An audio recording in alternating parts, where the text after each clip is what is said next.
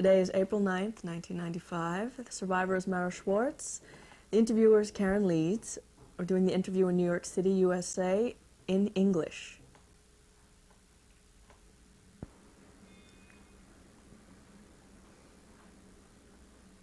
Hi. Would you state your name, please? My name is Mara Schwartz. Can you spell that for me? M-A-R-A-S-C-H-W-A-R-T-Z. And your name at birth? It was also Mara Schwartz, without the T. Okay. Your mother and father's names? My father's name was Rudolf Schwartz, and my mother's name was Dora Rosenkrantz. And Rosenkrantz, how do you spell that? R-O-S-E-N-K-R-A-N-Z. Did you have any brothers or sisters? I had a sister who died when I was 5 years old. And her name? Her name was Ellie Schwartz. Okay. Can you tell me where you were born? I was born in Vienna, Austria on December 22nd, 1925. Mm-hmm. And what was the city in Vienna, or the place in Vienna? Do you remember your address? My address was Schüttelstraße 21. Schüttelstraße. Can you spell that for us? S-C-H-U-T-E-L-S-T-R-A-S-S-E. Does it have a meaning? I don't think so. And what, did you live in a house or an apartment? An apartment. Remember what it looked like? Do I remember what it looked like? Exactly. Yes. Could you tell me? Well, it was a small apartment.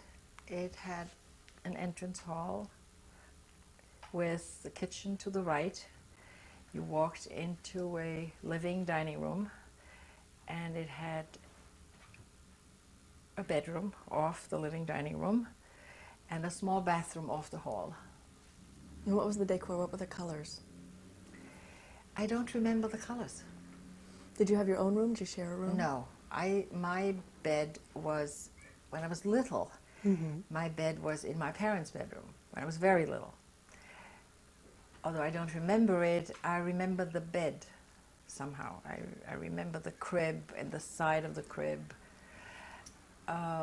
When my sister died, and I was 5, I moved into the living dining room area, and I slept there. But until I was 5, I slept in my parents' bedroom. And what did the living dining room area look like that you slept in? I have to tell you that I barely remember it, and I think I made a point of forgetting it. I didn't want to remember anything about Vienna. And I think I tried to sort of blot it out. And other than some of the people who were part of my life, I remember very little. And how old? You were 5 when you moved into that area? No, I was 5 when my sister died. Right, when you moved into the living room, I meant. Yes. Yes, okay. Yes. And so at that time when you're 5 years old, did you have friends that you played with? Or? My first memory is my sister's death. Mm-hmm. I remember my parents and my aunt, my father's sister, coming home and telling me that I will not see my sister again. It was my first memory. And I don't know what it meant to me, but it was obviously the first shock in my life. My parents became very depressed. I have stories of my cousins telling me about my parents' depression. And I guess my memory is sort of being totally abandoned by my sister, whom I loved, who disappeared, and then by my mother and father, because they mourned my sister's death. Obviously, at this point, I understand it. But I think it was hard when I was 5.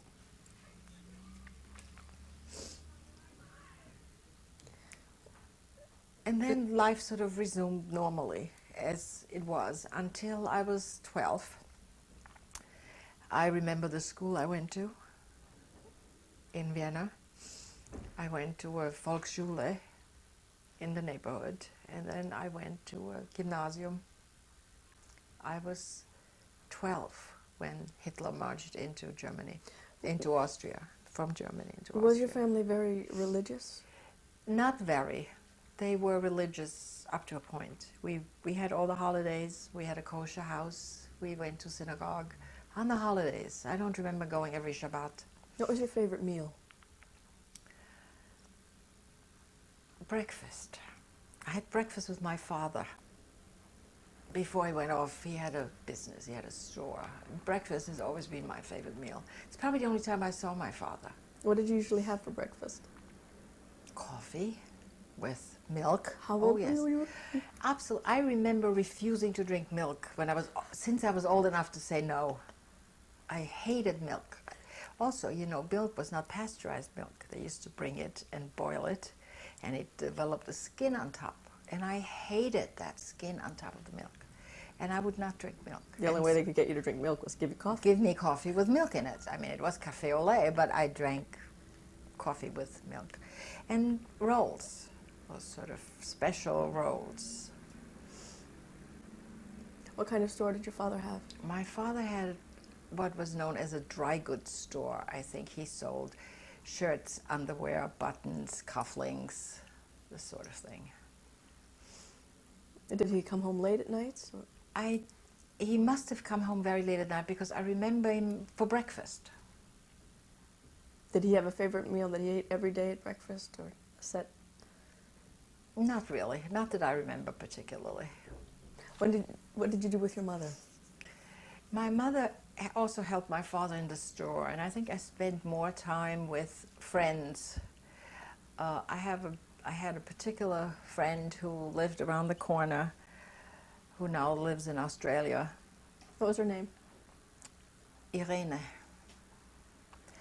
And I spent a lot of my time with her. I think that her parents had a housekeeper or a nurse or a nursemaid or whatever, and she sort of took care of the two of us. I spent a great deal of time with her. And what did you do? Did you play certain games or Well, dolls? we used to play games about, you know, little children in, maybe because I had male cousins and there were not too many girls around my family. I used to read a lot of Karl May, and he wrote stories about Indians and Apaches and white men who were helping Indians. And I read a lot of Karl May stories, and that's what we used to act out. Cowboys and Indians? Or just Cowboys and Indians? Indians. Well, it was not cowboys. It was, well, probably the white men were cowboys, but that's not how I remember it. I remember the Apaches and the Indians and the white men who were involved with the Indians, and we used to act it out. We used to play it out. And I would go to camp in the summertime, not for all summer. We would go for a couple of weeks, 3 weeks. Where? I don't remember, but I have pictures. You know, when we left Vienna, we had to leave very quickly, and I could carry very little. As a matter of fact, I remember sort of being told, well, you can carry whatever goes into this little suitcase, and deciding what was I going to take with me, not knowing what to take and what not to take. And I certainly took things that I barely remember what it was, but I do remember American movie stars, pictures of American movie stars. And at camp, what were the activities? Was it boys and girls or only girls? Only girls. I don't remember boys at camp. I was 12 when I left, so it was the summer when I was 10 and when I was 11. It was really a very ordinary life in Vienna. I had mostly Jewish friends, some not Jewish friends, because we went to school together. And one of my vivid memories was that once the Germans walked into Vienna, and we had to leave the school we all went to. We went to a different school where only Jewish children were taught. All my non-Jewish friends stopped talking to me. It's like I did not exist. I would see them on the street. They didn't say hello. They didn't talk to me. When I went to school, I remember, since Austria is a Christian country, they used to have a crucifix over the teacher's desk. And as soon as Hitler marched into Austria, they removed the crucifix that was over the teacher's head and put a picture of Hitler. And those are really, the memories I have left of those early years of my life have sort of been blotted out by the experience of the Austrians marching with their arms raised and yelling Heil Hitler, by the Germans walking in, by the reception of the Austrians of the Germans, by being displaced from school, by being rejected by friends. I don't think I have ever forgotten it or forgiven it. It certainly had a lasting effect on who I am. Before this time in school, like when your first school, before you had to move to that other school, did you enjoy school? Was Yes, school something? I did. I was a very good student. I remember one funny thing that I remember, I guess because it's funny, I broke a leg and I had a cast on my leg.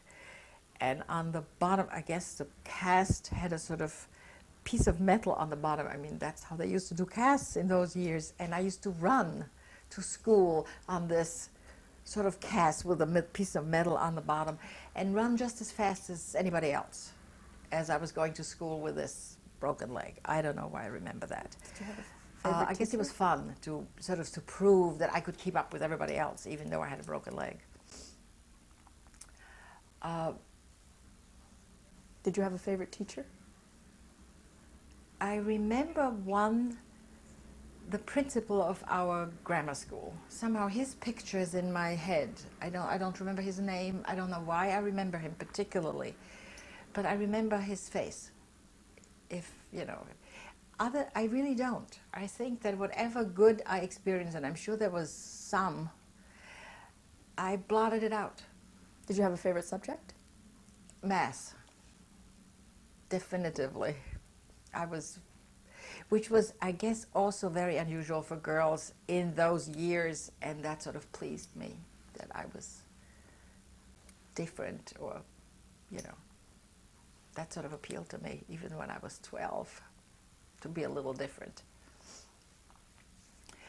But I have as a matter of fact, my friend Irene from Vienna, whom I had not seen for 40 years. I've seen her, a few years ago, had all kinds of memories about our life together and all kinds of things. She said, don't you remember that? And don't you remember that? And I didn't. So I clearly went out of my way to blot it all out. And as a matter of fact, when we arrived in Belgium, after Kristallnacht, we left Austria and went to Belgium illegally by crossing the border at night. I refused to speak German. My parents spoke German to me. I certainly understood it, but I wouldn't speak it. And not until they were able to understand a little French was I willing to speak again. I only wanted to speak French. And I learned it very quickly. You learned French when you were there? Because I was a child, and you learn it very quickly. And I wanted to learn it very quickly. I did not want to speak German. So the school that you were moved to, where was it located? I don't remember. It was a local school. I mean, it was not in my neighborhood. In other words, I used to go to neighborhood schools when I was in Vienna. That school was somewhere else, because I remember crossing a bridge and walking much further. Did you walk with someone or by yourself?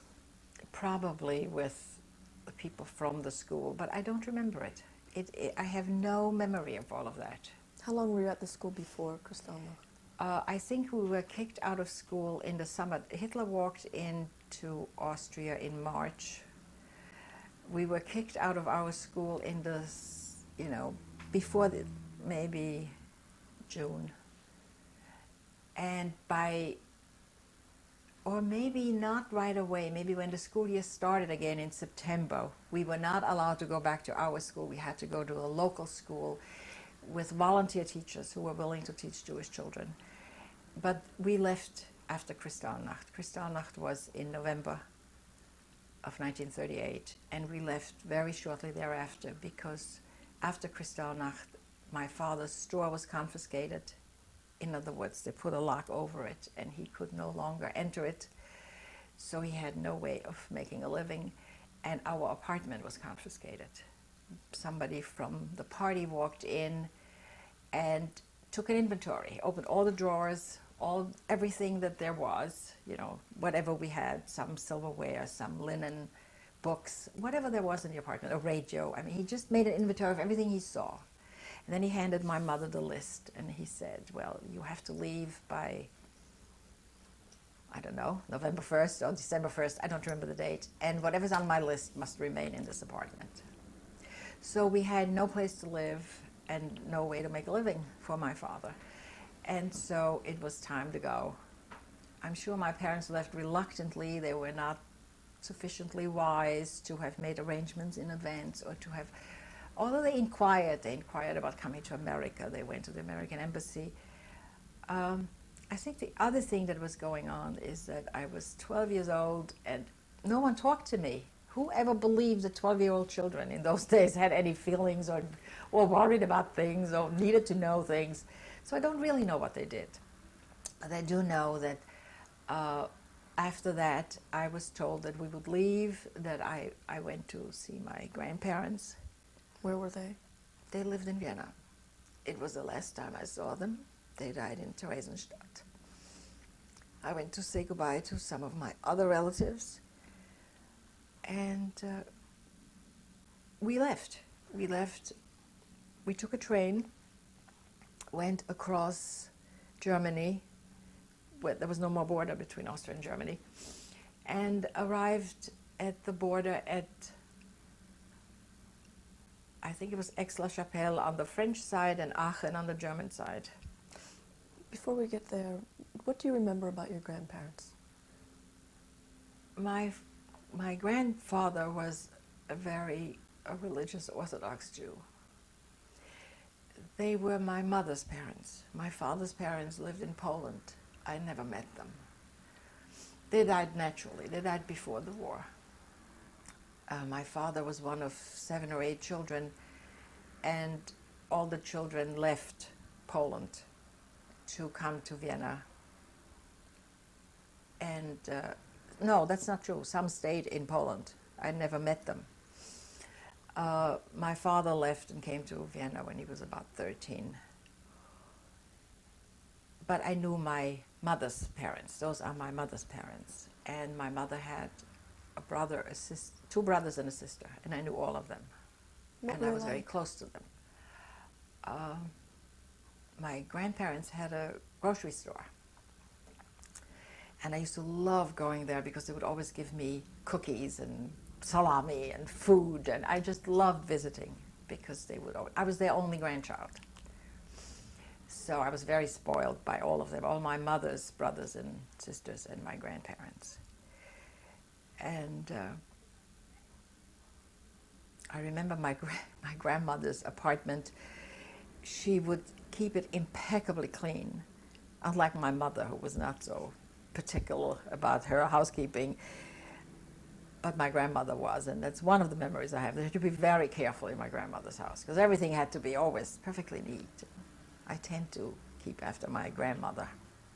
I'm always straightening things and cleaning things, and you know, whenever anybody comes, my sons talk about it all the time. They're like, "Where's the glass?" Or she put it away already. What did her house look like? It was a small apartment, sort of in a way similar to ours. There was a hallway and a kitchen, only it was not on the right, it was on the left, and a living room and a bedroom. My grandfather also had a phonograph that he played a lot. My family was not particularly intellectual. So I don't remember a lot of books or a lot of literature or a lot of... What kind of music did he listen to? I particularly remember the Tales of Hoffmann that my grandfather used to play. and Jewish music. Sort of sad Jewish songs. And your other relatives, what do you remember what they did or where they lived? On my father's side, the family was somewhat more sophisticated, wealthier, more traveled, more learned, and I loved them because it was like a different world, and I was fascinated by it.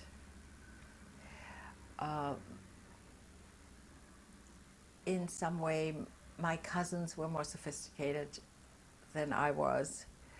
They would go skiing and they would do all sorts of exciting things that I only did once. As a matter of fact, the last year of my life in Austria, the winter before in February, before the march when Hitler marched into Austria, I went on a skiing trip.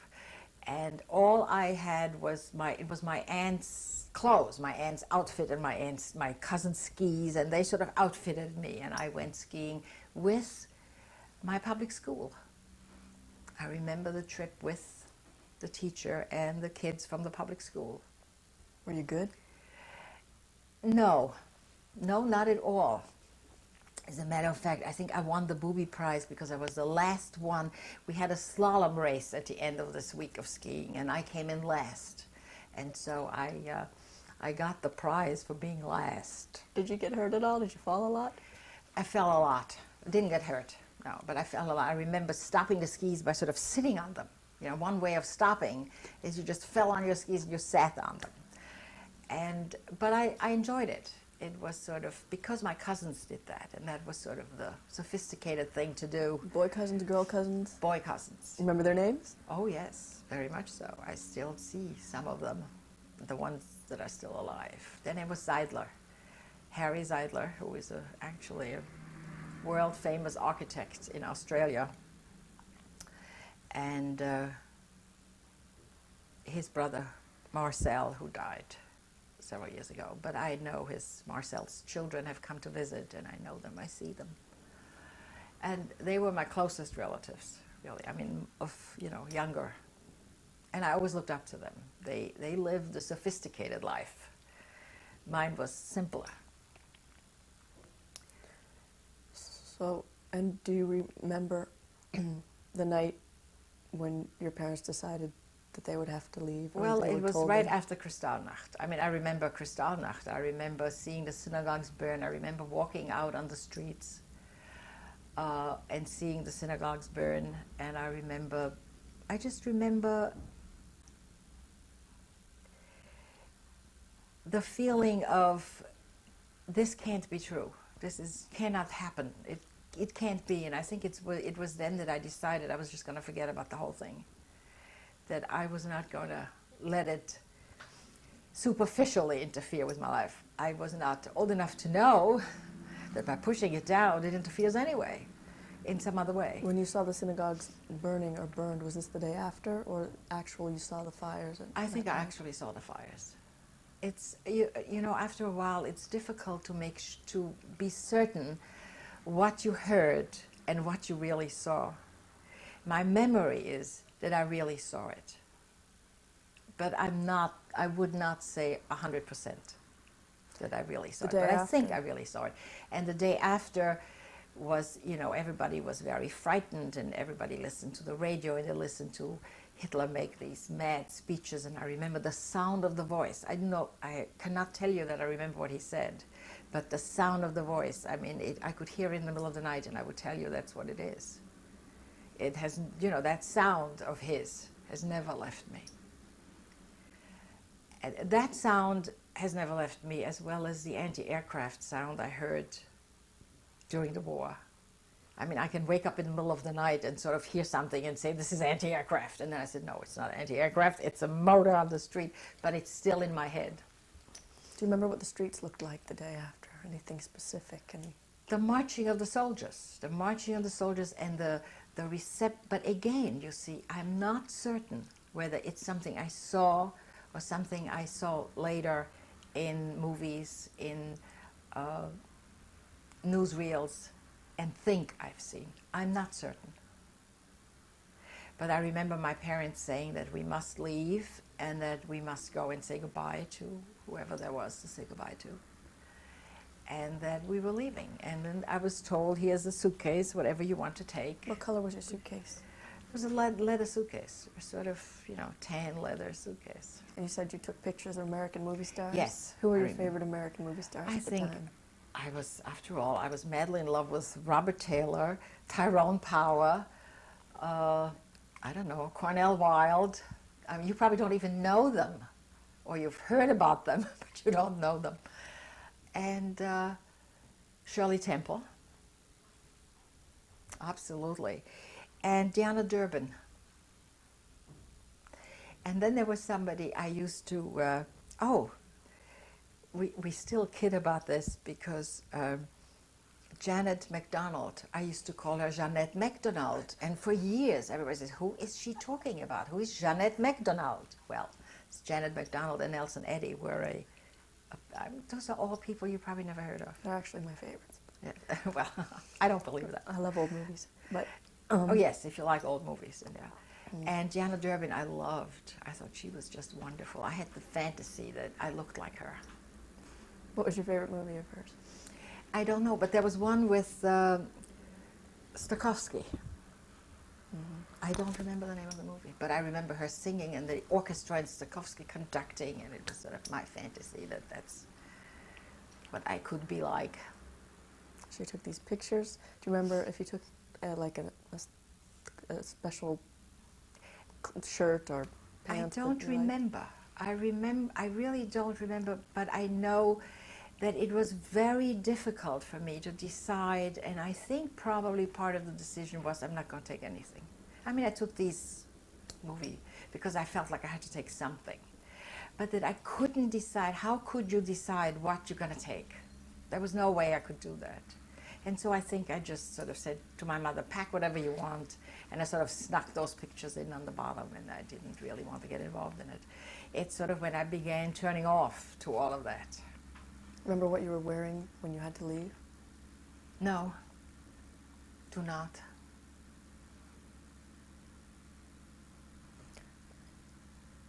And your parents, do you remember what they looked like, or when you were Oh, well, I leaving at that remember what point? my parents looked like. I mean the but clothes they were wearing. No, not at all. I don't think I was aware of clothes or...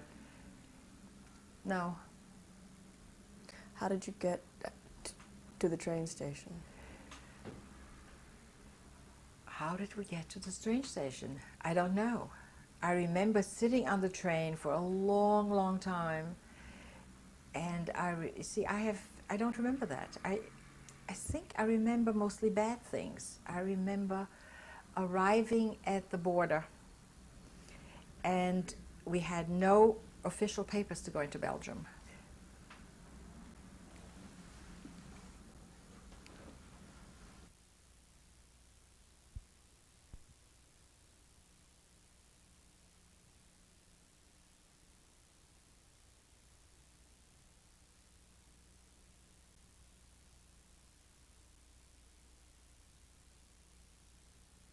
In 1995, we're interviewing Mara Schwartz.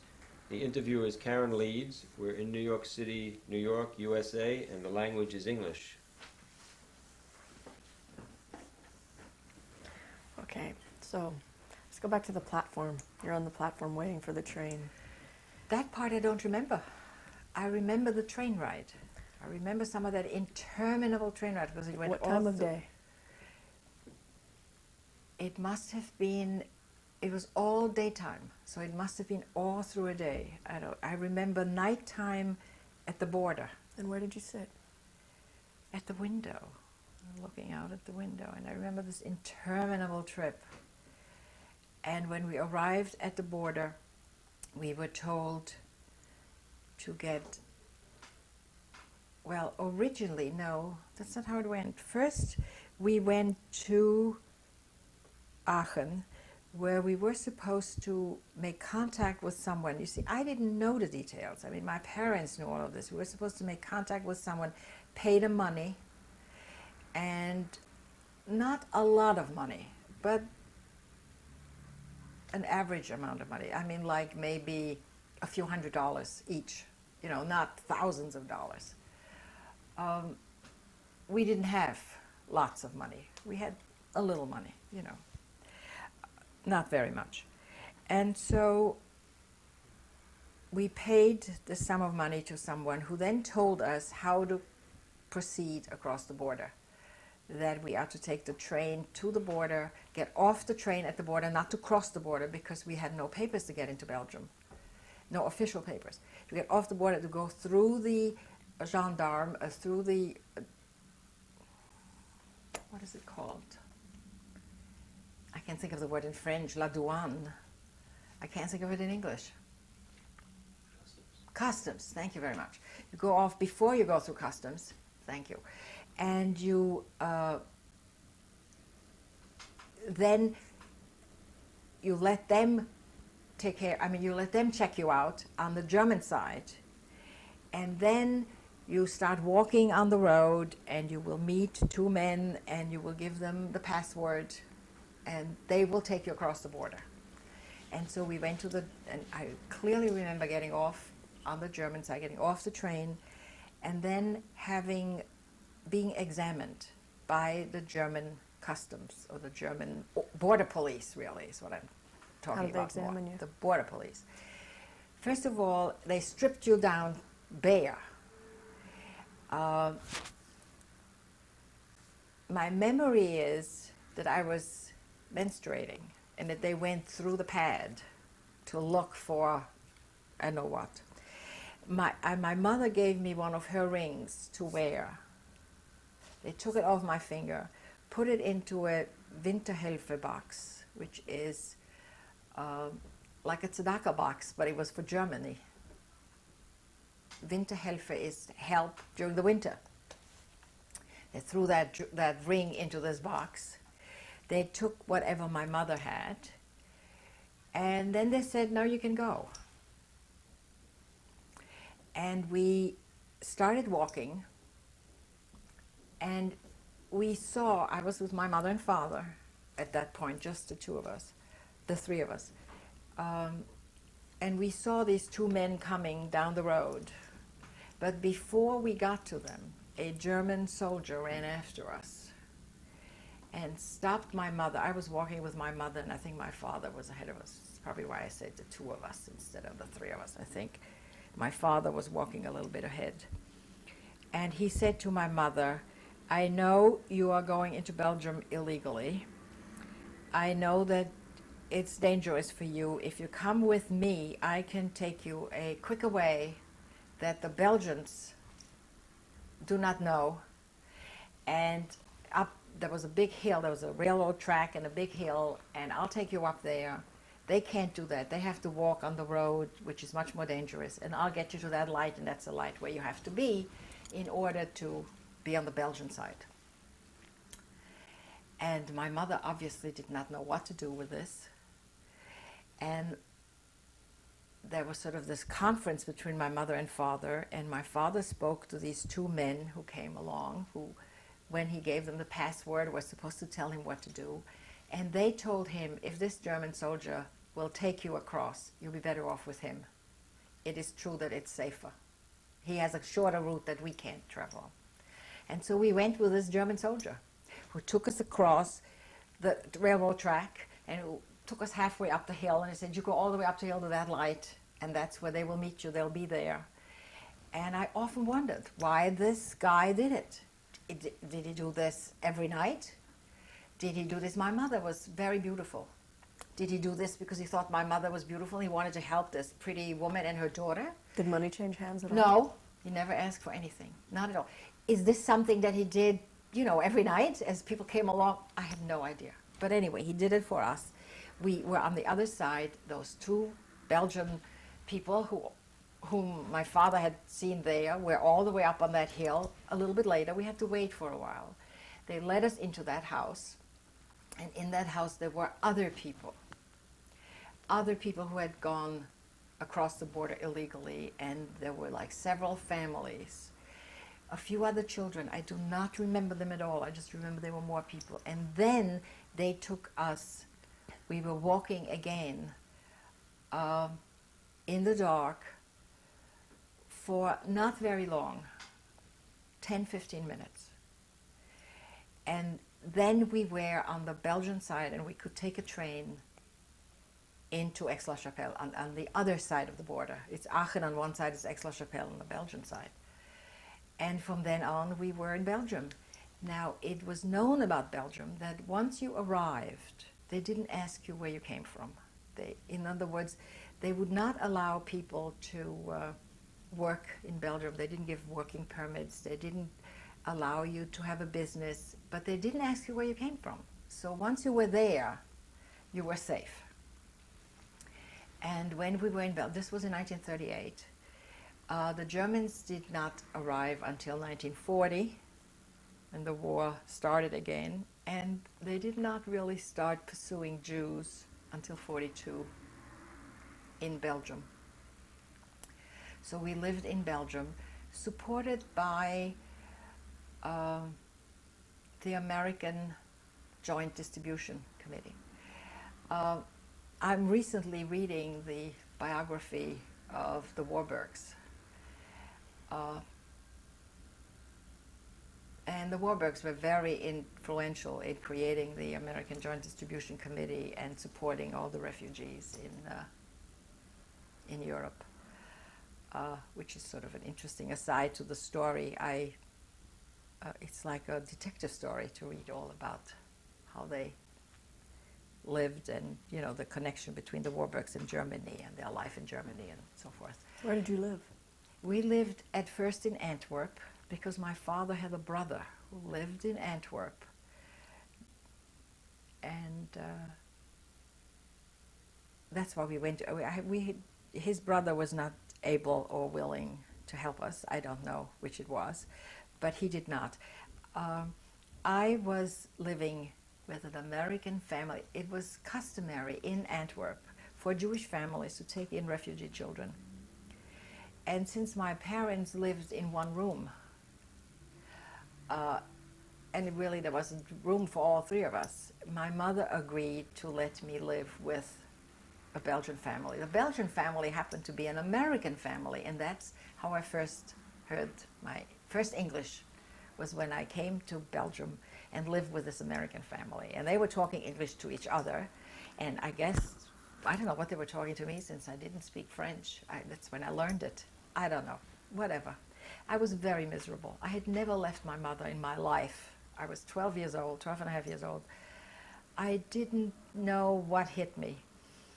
And this Belgian family had a daughter my age who was a normal teenager who didn't know what hit her either when this little refugee girl showed up. I probably was crying all day long. I don't really remember, except I remember being very unhappy, particularly because I didn't understand. I didn't understand English. I didn't understand French. I didn't want to speak German. I didn't know what was going on, but I learned French very, very quickly.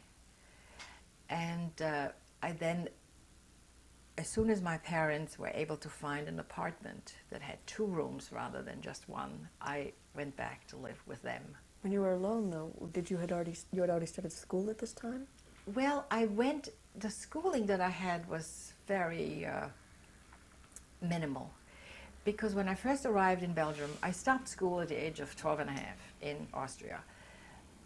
When I went to Belgium, I didn't speak the language, so instead of being promoted to the next grade, they put me back 2 grades for me to learn French. And so I learned French in those years. Antwerp was bilingual. Now it's all Flemish, but in those years it was French and Flemish. I learned French very quickly, and then they put me ahead again, but there was no time, because then, I came at the end of 1938. During 1939, I tried to learn French, and in 1940, the Germans came again.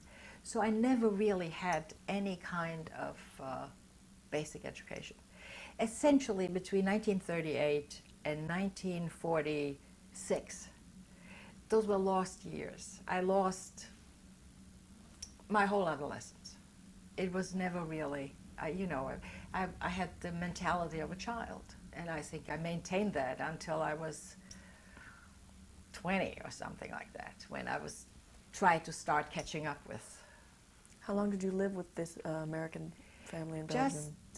I would say, several months, 5, 6 months, until my parents were more settled into some kind of...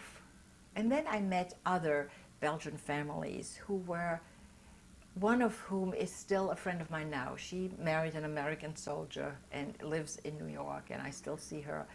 And she remembers me as this little refugee girl to whom she taught French. And they would come and pick me up and would take me to the movies and would take me, would take me in, and were wonderful to me. They would invite our family for Shabbat. Friday nights we would have with the Weinstock family, and they were very nice to us. Do you remember where you lived when your family got an apartment? I do not remember the name of the street in Antwerp. I know it was along... The train passed above it. I do not remember the name of the street, no. What did your mother and father do there? Well, I think they tried to work illegally. By my father sort of tried to buy things and sell things, like a traveling salesman. The things that he knew, shirts, sweaters, the merchandise that he knew, that people would let him have, and he would then go out into the country to sell to smaller stores. I'm not really sure. I think we were mostly supported by the Joint Distribution Committee, by HIAS, the Hebrew Aid Society. I saw very little of my uncle and his family. I'm not sure why. What food? What did you eat while you were there, or was it? Did you go shopping with your mother, or did your mother do it all? I think they tried to teach me things to be able to earn a living. I learned how to sew. I learned how to make dresses. So I took a course with a dressmaker. I remember learning how to do manicures. See, the Koreans do it now, but it's not a new thing. It's what they used to do with refugees. They tried to teach refugee children things so they could make a living. I never did it for a living. I remember learning it, and it's not bad to know. So it was. I have very, very clouded memories of all that time. I remember going to this school where I went to school with very young children, because they put me back a couple of years, in order to learn French. It lasted a very short time. It was really just for 1 year. And then the Germans came again. Then the war broke out. And then my father was arrested because we had German passports. And the Belgians arrested him as a German. And they sent, as a matter of fact, he ended up in a camp in France, I think it was called Gurs, in the southern part of France. My mother and I tried to escape to France, running away from the Germans. Not that they didn't catch up with us. They never let us cross the border. We went to the Belgian border between Dunkirk on the French side and La Panne on the Belgian side, after Ostend. Never let us cross the border because we had German passports. They say Jew, but the Belgians didn't care about that. So at that time, I don't think they do. I mean, they didn't know what that meant anyway. It was a German passport, and that's all they could see. They would not let us cross the border. So my mother and I returned to Belgium, returned to Antwerp from La Panne. We were there during Dunkirk while the British were fleeing. And that's where the anti-aircraft comes from. That's when we were sitting in the basement listening to the anti-aircraft and the bombing and the British getting away in Dunkirk, returning to London. And then the next thing, when we came out of the basement, were these troops walking through again. And nobody could believe that it was the Germans, but it was. It's like we thought it was the Dutch, or it was, who knew? Anyway, it was the Germans once again. So they caught up with us. We went back to Antwerp. Were you there when your father was arrested?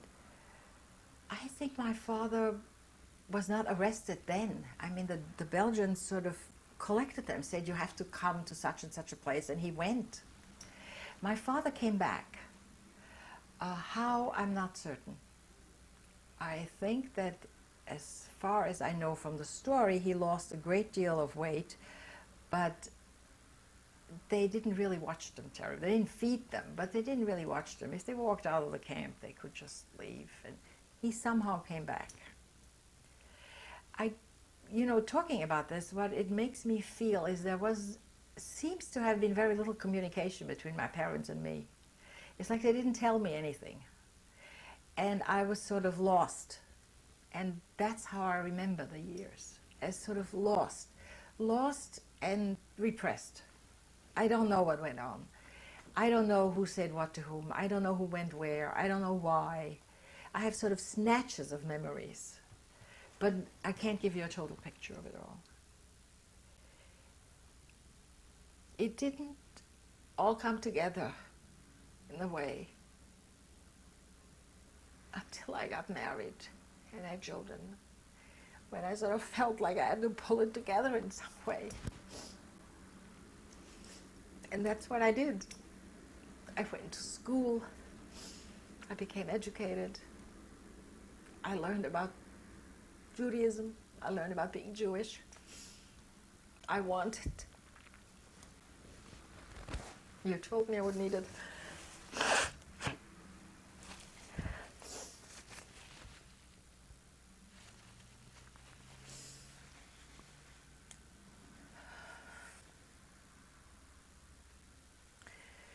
I wanted my children not to feel about being Jewish as I felt, that it was difficult, terrible, persecution. That's not what I wanted to pass on. I wanted to pass on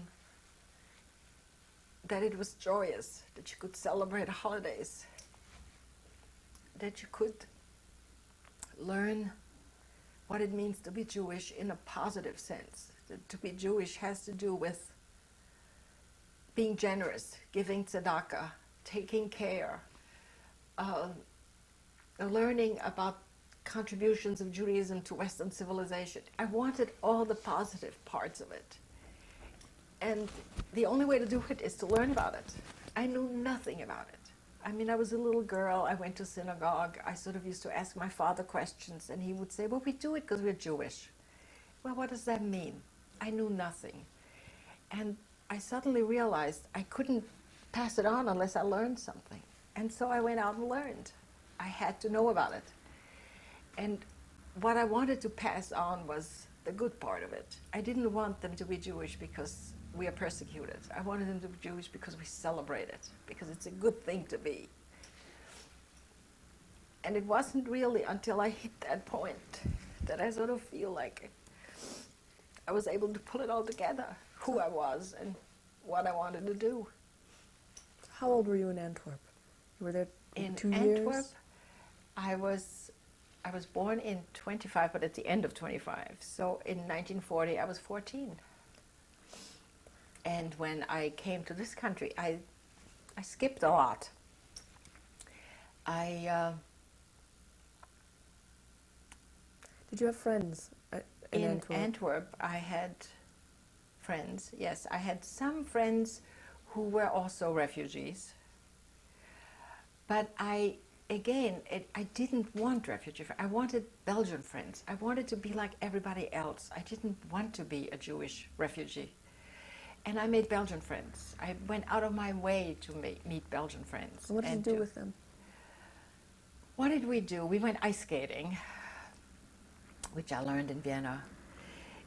We didn't really... What did we do? Once I learned French, I sort of have this memory of discussing, being totally ignorant of lots of things, but having these philosophical discussions. You know, French children, Belgians are like French. They talk a lot.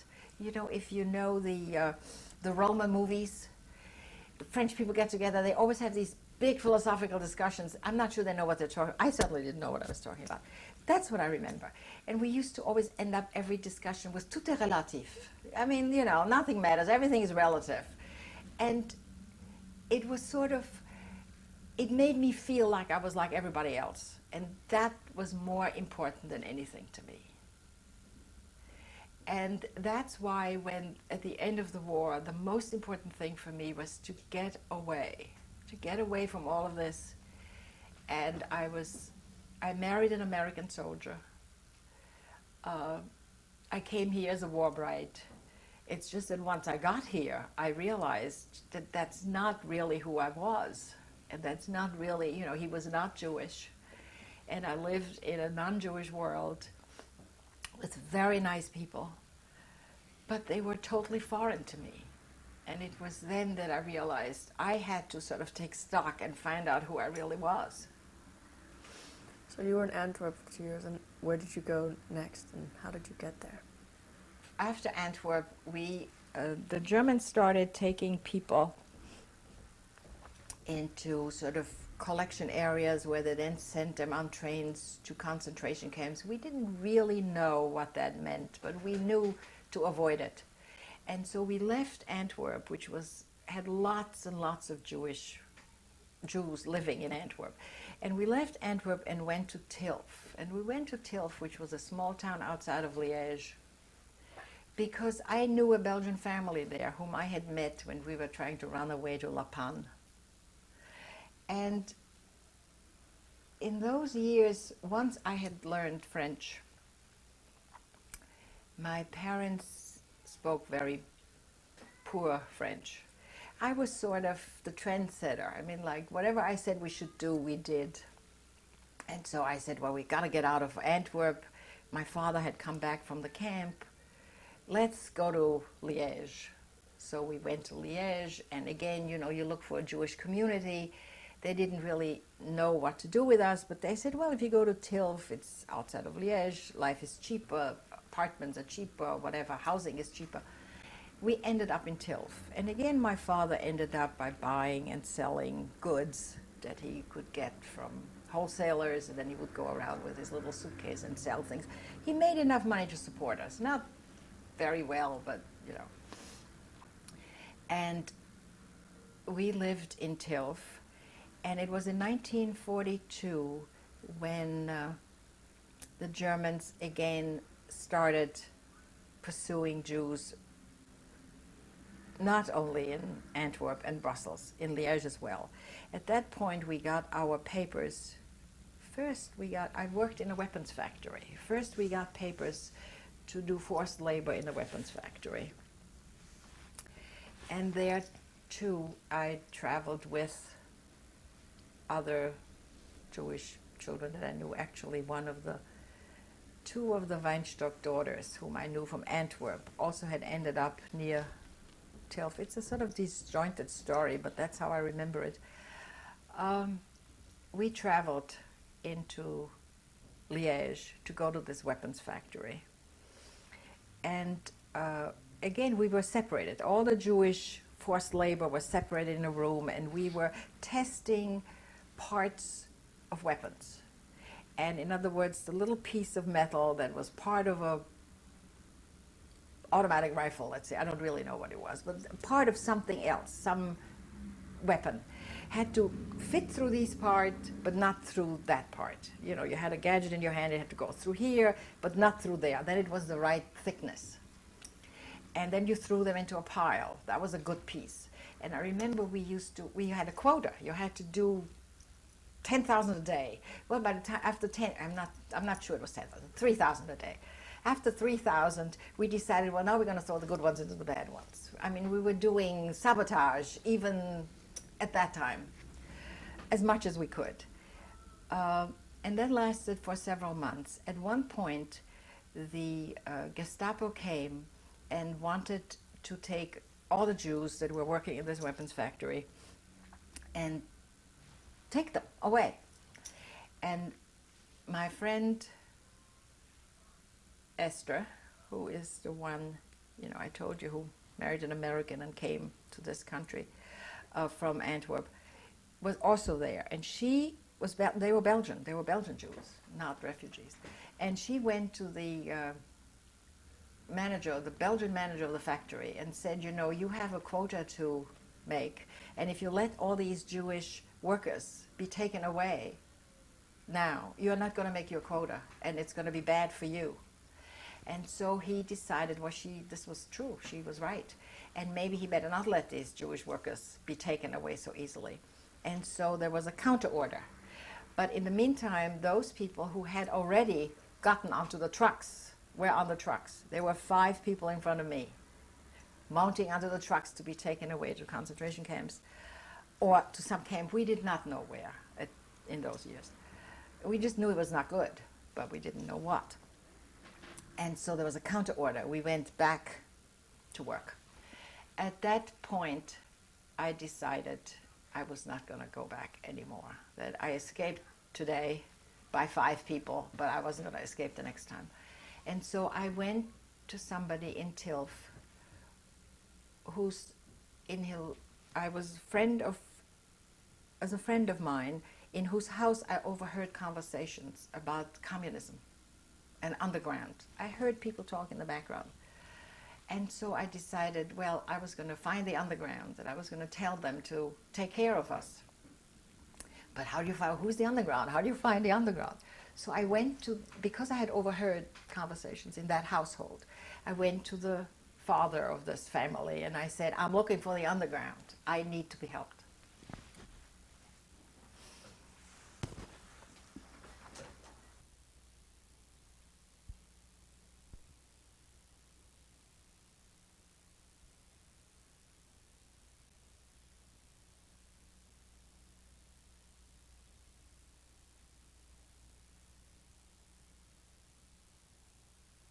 1995, we're interviewing Mara Schwartz. The interviewer is Karen Leeds. We're in New York City, New York, US of A, and the language is English. Okay, so you said, I need to be helped. What did he say? I need to be helped. And he said, why? And I told him the story about the Gestapo coming after, that we were working in the weapons factory. And I actually did skip a few things. And that was that we had all received our papers. Before I worked at the weapons factory, we had all received our papers while I was working at the weapons factory. We also received our papers to go to Malines, which was a barracks, an army barracks, where it was outside of Brussels, between Antwerp and Brussels, where they collected all the Jews that they wanted to then send on trains. They didn't send every 10 people. They collected a whole train full before they sent them off to a concentration camp. We had received these papers. I was working at the weapons factory while we received these papers. That means you and your family? Yes, okay. My mother and father and I. And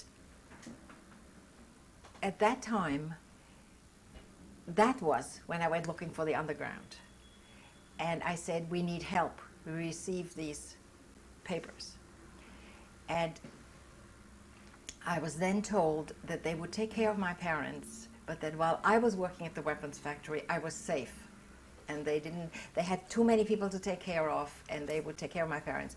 They sent my mother and father into Liège to a contagious ward of a hospital, because the Germans don't go on contagious wards. And from there, they went to other places. My mother went to a convent, and my father was sent to via a priest to some farm in the country. I was still at the weapons factory.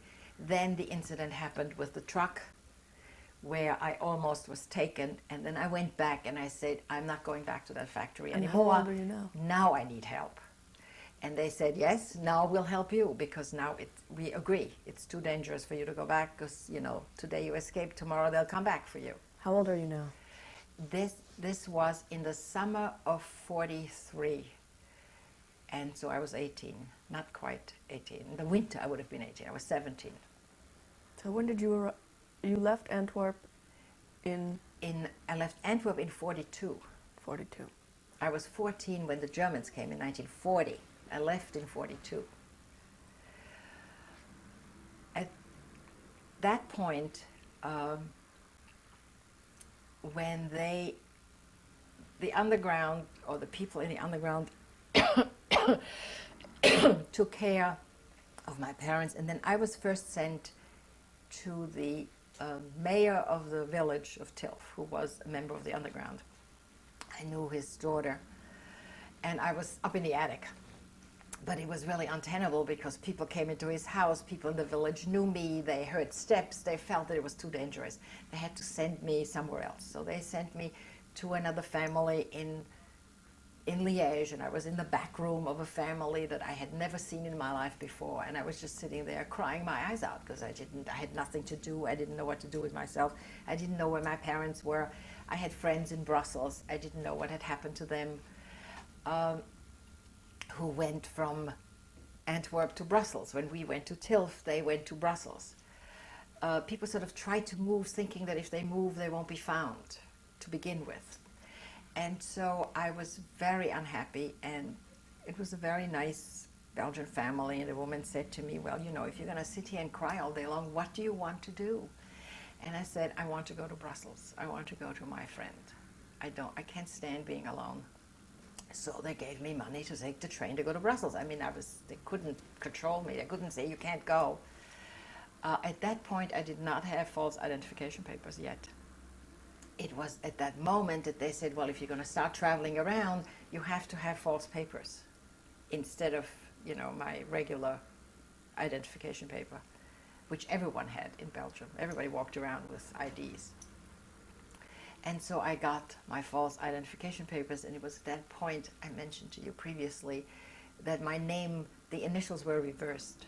They ask for your initials in order to make papers with your own initials. So in case you have anything that has initials on, you give them your real birth date with the feeling that if somebody stops you and says, when were you born, that you're not going to remember a wrong date. You're going to remember the real date.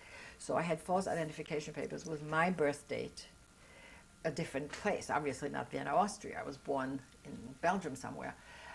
And they reversed the initials. Instead of MS, they made it SM, and so it became Simone Mabier. And from then on, I was Simone, which was also very strange. Suddenly, Mara was gone and there was Simone. But I have to tell you, I was so confused anyway, that it was just another level of confusion. I then went to Brussels, to my friend's house. It turned out, of course, that they were also in hiding, that they already had a niece that whose parents had been arrested, who was living with them, and my friend's mother certainly didn't want another child to take care of. I wasn't a child anymore, another young adult to take care of.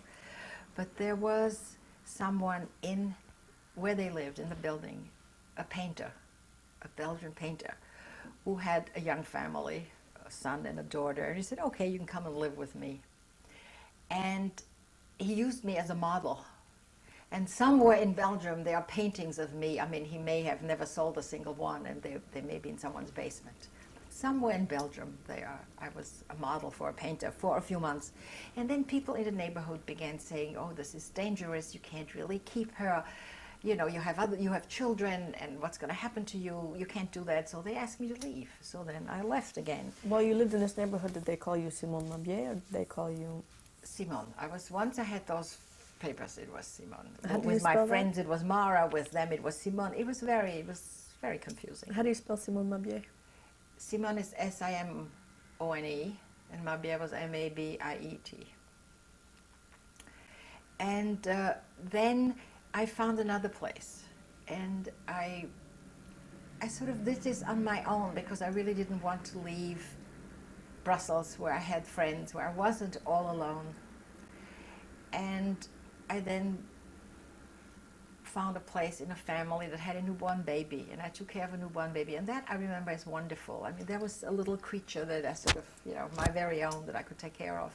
But it didn't last very long, because they felt, one of their neighbors said, how can you do this? I had no ration cards, I had no ration stamps. It was clear that I was illegal. It was clear that I was not born to be a nanny. So it didn't look right. And so they again asked me to leave. I went many places. And finally, my friend were arrested. The Gestapo came for them.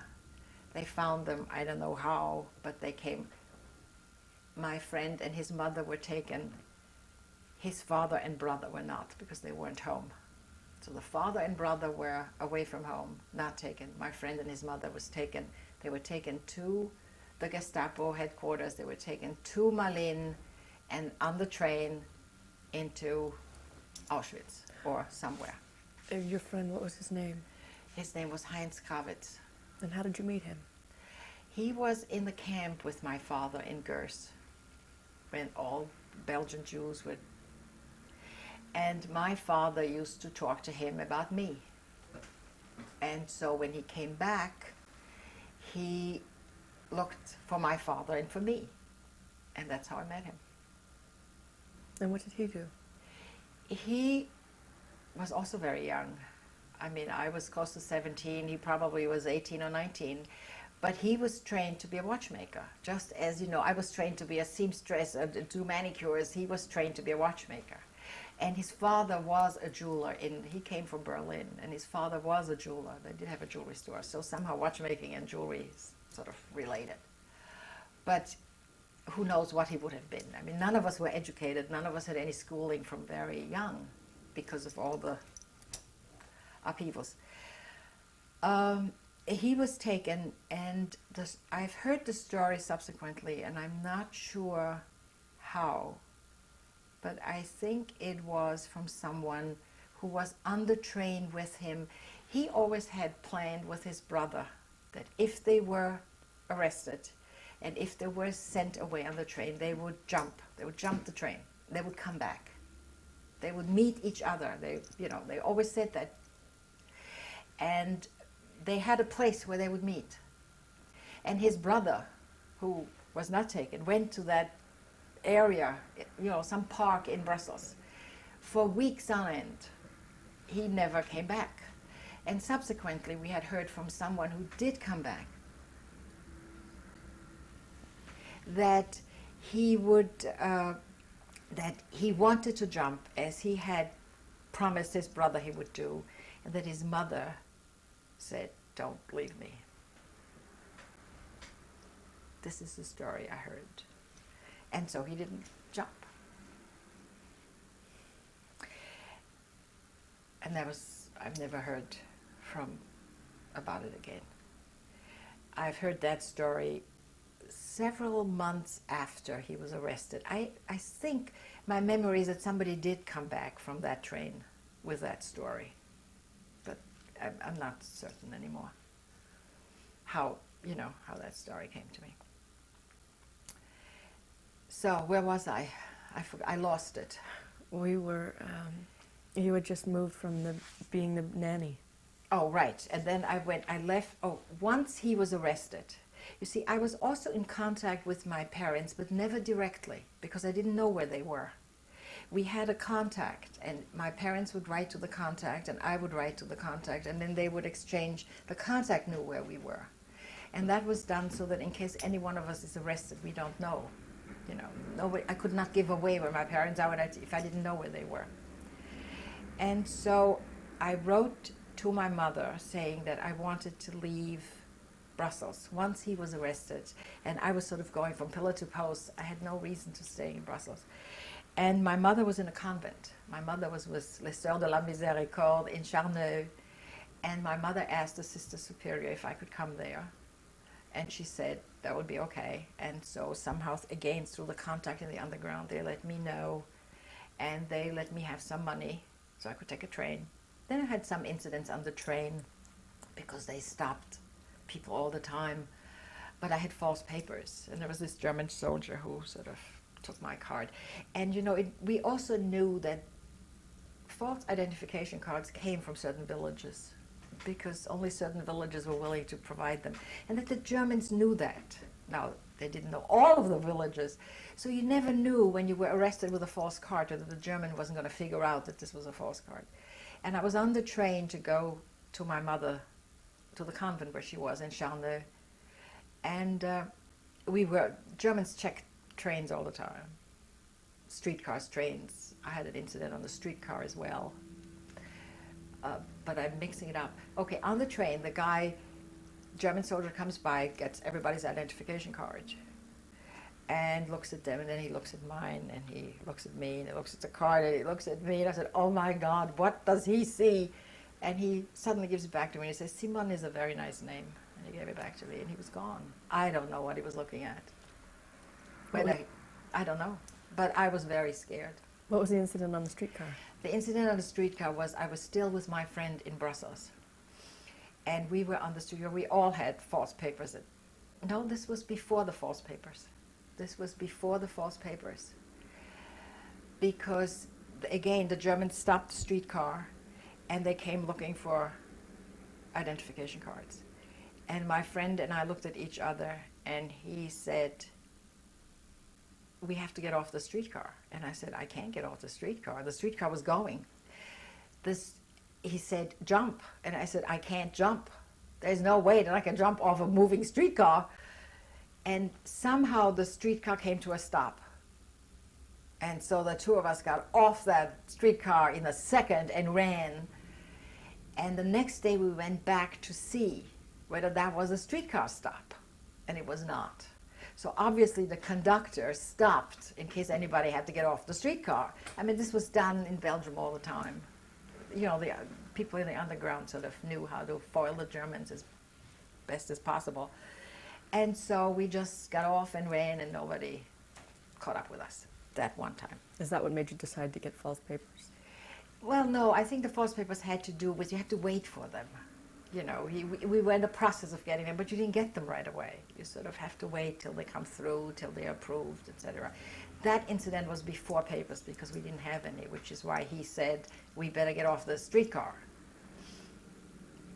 So now you're on your way to the convent. Now I'm on the way to the convent with my mother.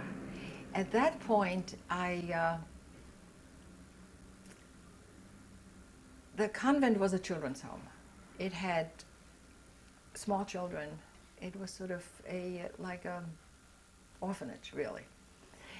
And my mother worked there with the sisters in the convent, doing whatever, laundry, ironing, I mean, whatever children need. And I worked with the children. But I was also very susceptible to all kinds of diseases, and any childhood disease that we went through this convent, I got. And so I got scarlet fever. And I was already 18, and that's a rather dangerous illness at that age. And I was very ill. I was deathly ill, and they really didn't know what to do with me. As a matter of fact, I remember that the sisters had put all kinds of things around my neck, I don't know, garlic or onions or something. I was supposed to chase the disease away. And when the doctor came, he sort of ripped it off my neck and said, what are you doing to this girl? She needs medication, not onions and garlic that I had around my neck. But they were very frightened that I would die, because if I did die, they wouldn't know what to do with the body. You know, I was illegally there. Well, I didn't die. I somehow recovered. Although I was very ill. I remember being really out of it for a long time. I caught all kinds of diseases. I had something called impetigo, where you have all kinds of skin. It's a skin eruption. And the medication that they had that I would put on would turn black. So I used to have this black cream all over my face. It was pretty horrendous. I had diphtheria. Like every disease that went through that children's home, you could be sure that I would get.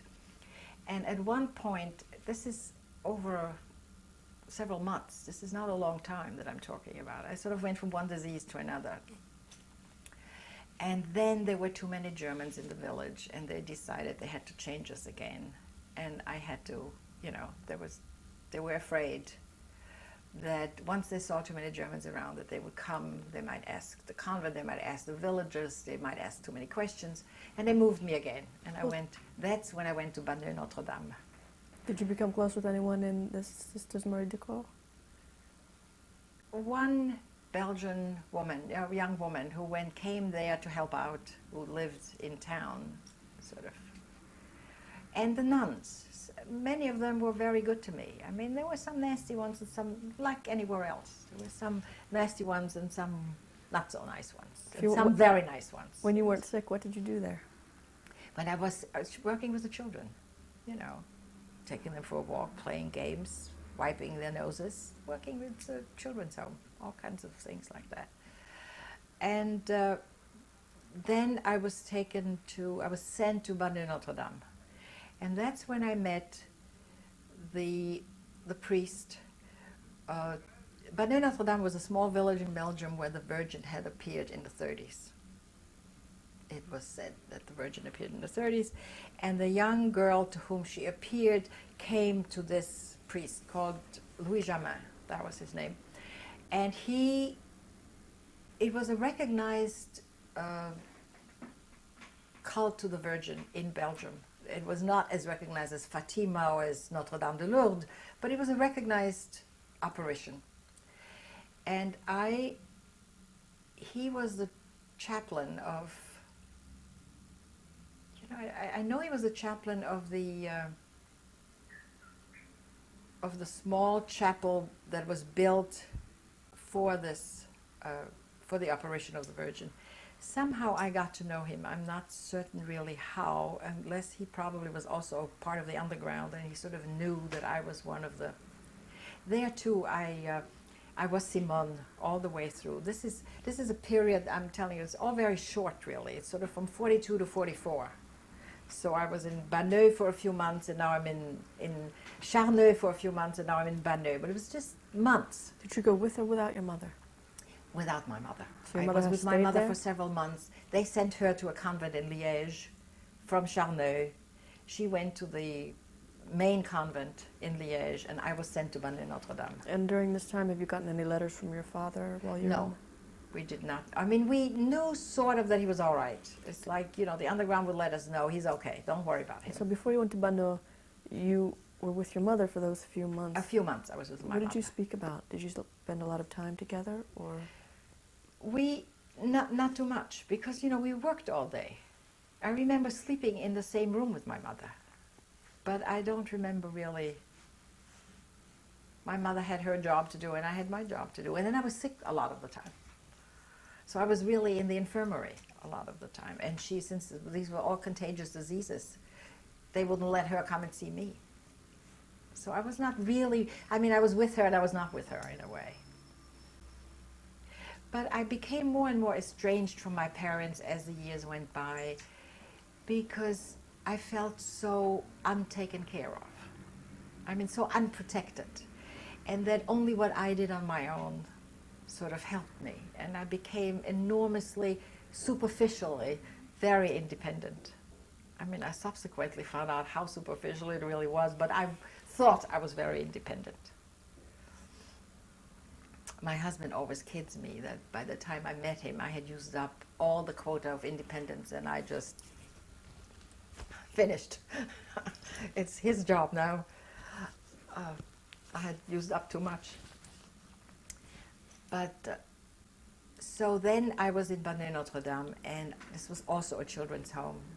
The children were slightly older, and for a few months, and then the Germans. It was September of '44. The Germans were defeated, and I saw my first Americans. But you said you had become close with one of the priests Yes. in Banneux Notre Dame. Can you tell us about him? He was a very unusual man. Those were the time when I was very vulnerable and very interested in Catholicism. And after all, I was in a convent for several months. I went to church every day. It was wonderful. It was peaceful. The nuns' voices were beautiful. Going to church was heaven. It was terrific. It was peaceful and lovely. And I was totally accepted. I mean, nobody made me feel that I wasn't wanted. And so by the time I got to Charneux, I wanted to learn all about it, and I wanted to read the Bible, and I wanted to learn about Catholicism. I mean, I was not, in no way did I know that there was a connection between the Old Testament and the New Testament. It's not something I knew then. And I was ready to be converted on the spot. And although he was very interested in me and he wanted to teach me about Catholicism, and his point of view, of course, was that the New Testament is the fulfillment of the Old, and that he would find all the passages in the New Testament that fulfilled the Old and that proved that Christ was the Savior. He also said to me, if I would not convert you now, if you want to be converted, come back after the war, and then we'll talk. And I guess he knew what the truth really was and why I wanted this, and that you can't do it, not with full conscience. And so I corresponded with him for many years, and until he died, which was a long time ago. I think he died in the early 60s. But I corresponded with him all these years. What were your living quarters like there? It was a requisitioned hotel that the children lived in. And there's another tale there when the Germans were finally gone, and it was clear that the Americans, because we were on a road where you could see German troops and then American troops and then German troops and American. And finally, the Germans were all gone, and all we saw was Americans. The women whose hotel it was requisitioned by, they let it be requisitioned for the children's home, because otherwise the Germans would have requisitioned the hotel. So they would just as soon have the children's home and the nuns have it than the Germans. So it was very pleasant, actually. And they had in the basement a wine cellar of wonderful wine. So they were celebrating the end of the war. And we were all drinking wine. And of course, I had never had wine in my life before, or if maybe on Shabbat a sip, or on Passover 4 sips. And so I became, obviously, my tongue loosened. And I told them all that my name was not Simone, that it was Mara, and who I was. No one there knew who I was. The next day, I shared a room with one other not refugee, another Belgian girl who worked in the company. She told me the next time, she said, you better stop pretending, because we all now know who you are. I had no recollection of having said anything to anybody. But very soon, maybe not the next day, but 3 days later, I left in my usual independent way, and I hitchhiked into Liège, and I went looking again for my contact in Liège, who would put me in contact with my parents, because that was in 1944. Belgium was liberated until Bastogne again, until the Battle of the Bulge, but there were no more Germans in Belgium. I remember you saying about seeing your first American. Yes, my first American were minesweepers. They came off the hills right in front of our building. They were running down the hill, and they had minesweepers, these long things with a circle at the end, to find out whether the road is mined or not. Those were the first Americans I saw. And then I left the convent, I left this children's home, and I went to Liège. This was now 1944. And then I started working for the American Army. Did you find your contact in Liège? Yes. I found my contacts in Liège because I sort of knew where they were. And I was put in contact with my parents, who then also came to Liège. And they gave us an apartment, and we lived in Liège. I then started working for the American Army. Did you speak to your father about his experience while he was at the farm? Yes. What did he say? My father was in the farm only for a while, and then he was in the priest's house. And in the priest's house, he was for a long time. It was also occupied by the Germans on the bottom, and he was up in the attic, and he had to pretend that he was deaf-mute so that they wouldn't talk to him, so they wouldn't ask any questions. And my mother went from convent to convent. I pushed her around in several convents as well.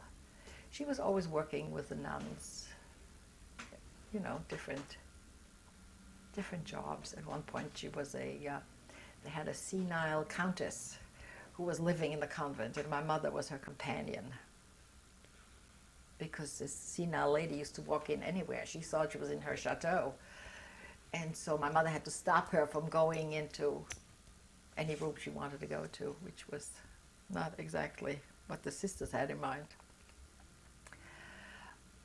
And then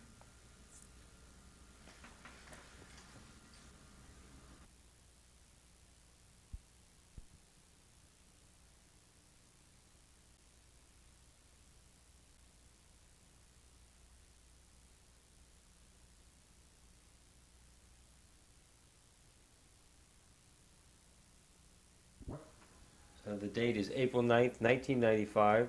We're interviewing Mara Schwartz. The interviewer is Karen Leeds. We're in New York City, New York, US of A, and the language is English.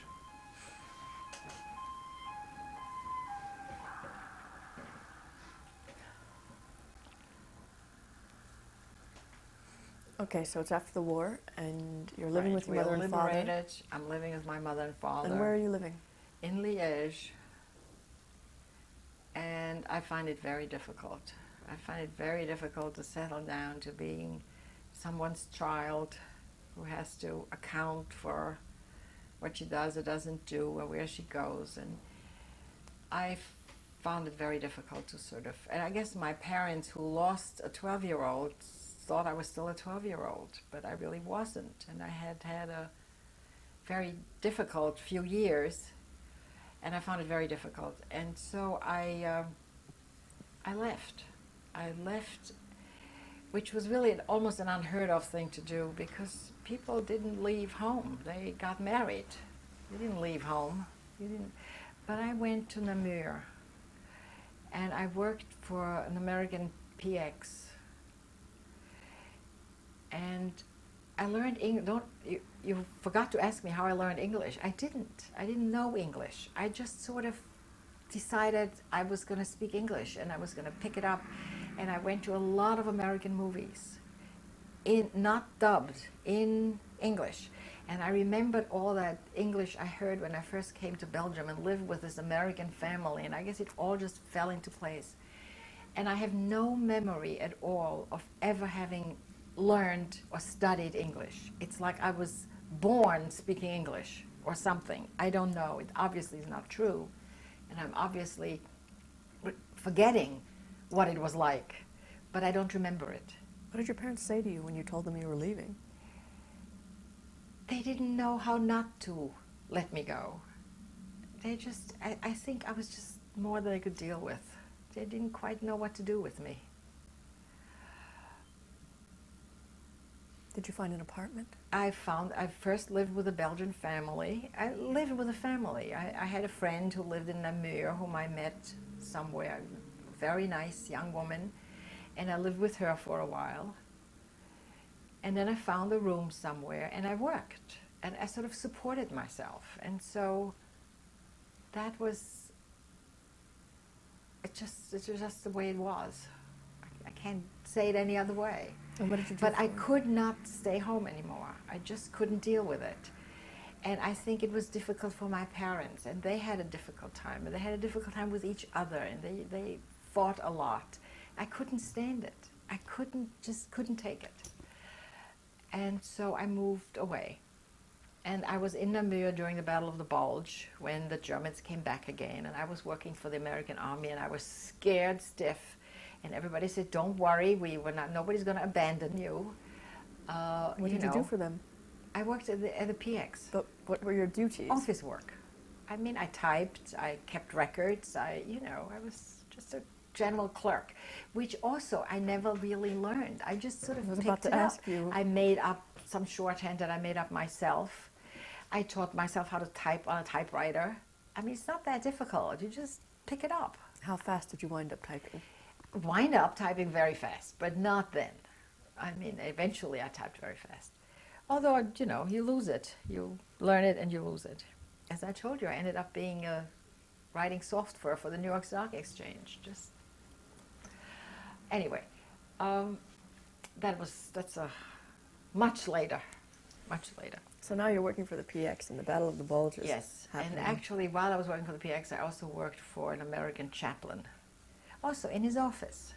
You know, doing office work, really, keeping records and typing and... Did you tell them of your experiences during the war? Well, those who were interested, yeah. I'm not sure. Some Americans were interested in it. Yes, I certainly did not hide it. But again, that's not what I wanted. I wanted somehow to find a normal life. I just didn't want all this. I wanted to get away. And I married an American who was working for... He was already discharged. He was an American civilian who was working for the American Battle Monuments Commission. Whatever they did, I'm not quite sure. Putting up American battle monuments, I guess, or keeping track of them or something. And I was married in Belgium. My father was very upset because he was not Jewish. But I think they didn't quite know how to stop me. They What was had his no name? way of stopping me. His name was Russ Bowman, and he was a very nice man. I was very lucky because I think I would have married anybody who asked me, and he could have been awful, but he happened to have been a very nice man. Came from Kalamazoo, Michigan, the salt of the earth. I mean, true American in every sense of, in all the good sense that you can ever imagine. And so was his family. I mean, they were just wonderful. But they knew nothing about Jews or Judaism.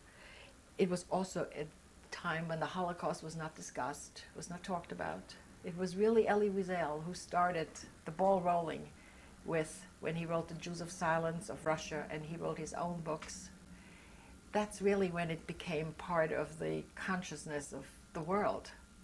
Up until then, nobody talked about it. Nobody, you know, they were very nice to me, but if I said I didn't want to go to church, I mean, that would be bizarre. Why did you marry Russ if you don't want to go to church? He was a church-going person. And so I tried it for a while, but it wasn't me. And I was very miserable. I went home to Belgium again to be with my parents. And my father very sensibly said to me, if you want to come home, you can come home, but you have to get a divorce. You can't just stay here as a married woman. Who are you? What are you? You have to go back, and if you get a divorce and you want to come home, that's okay. But I did come back here, and I did get a divorce, and it was very difficult for me, because it was very difficult for me to be alone, but I had to do it. And the first thing I did was I joined a Jewish community center. I lived in Washington, D.C. I worked in Washington, D.C. And I joined a Jewish community center in Silver Spring, Maryland, because I really lived outside. What made you go to Washington, D.C.? My first husband works in Washington. He was from Kalamazoo, but he worked in Washington, D.C. We lived in Washington. I've always lived in Washington when I first came here. And I stayed in Washington until I was married until 50, I was married from 47 to 53. And I came to New York in 1954 because it was quite obvious that what I wanted was to find a Jewish husband. And in Washington, D.C., there are more women than men.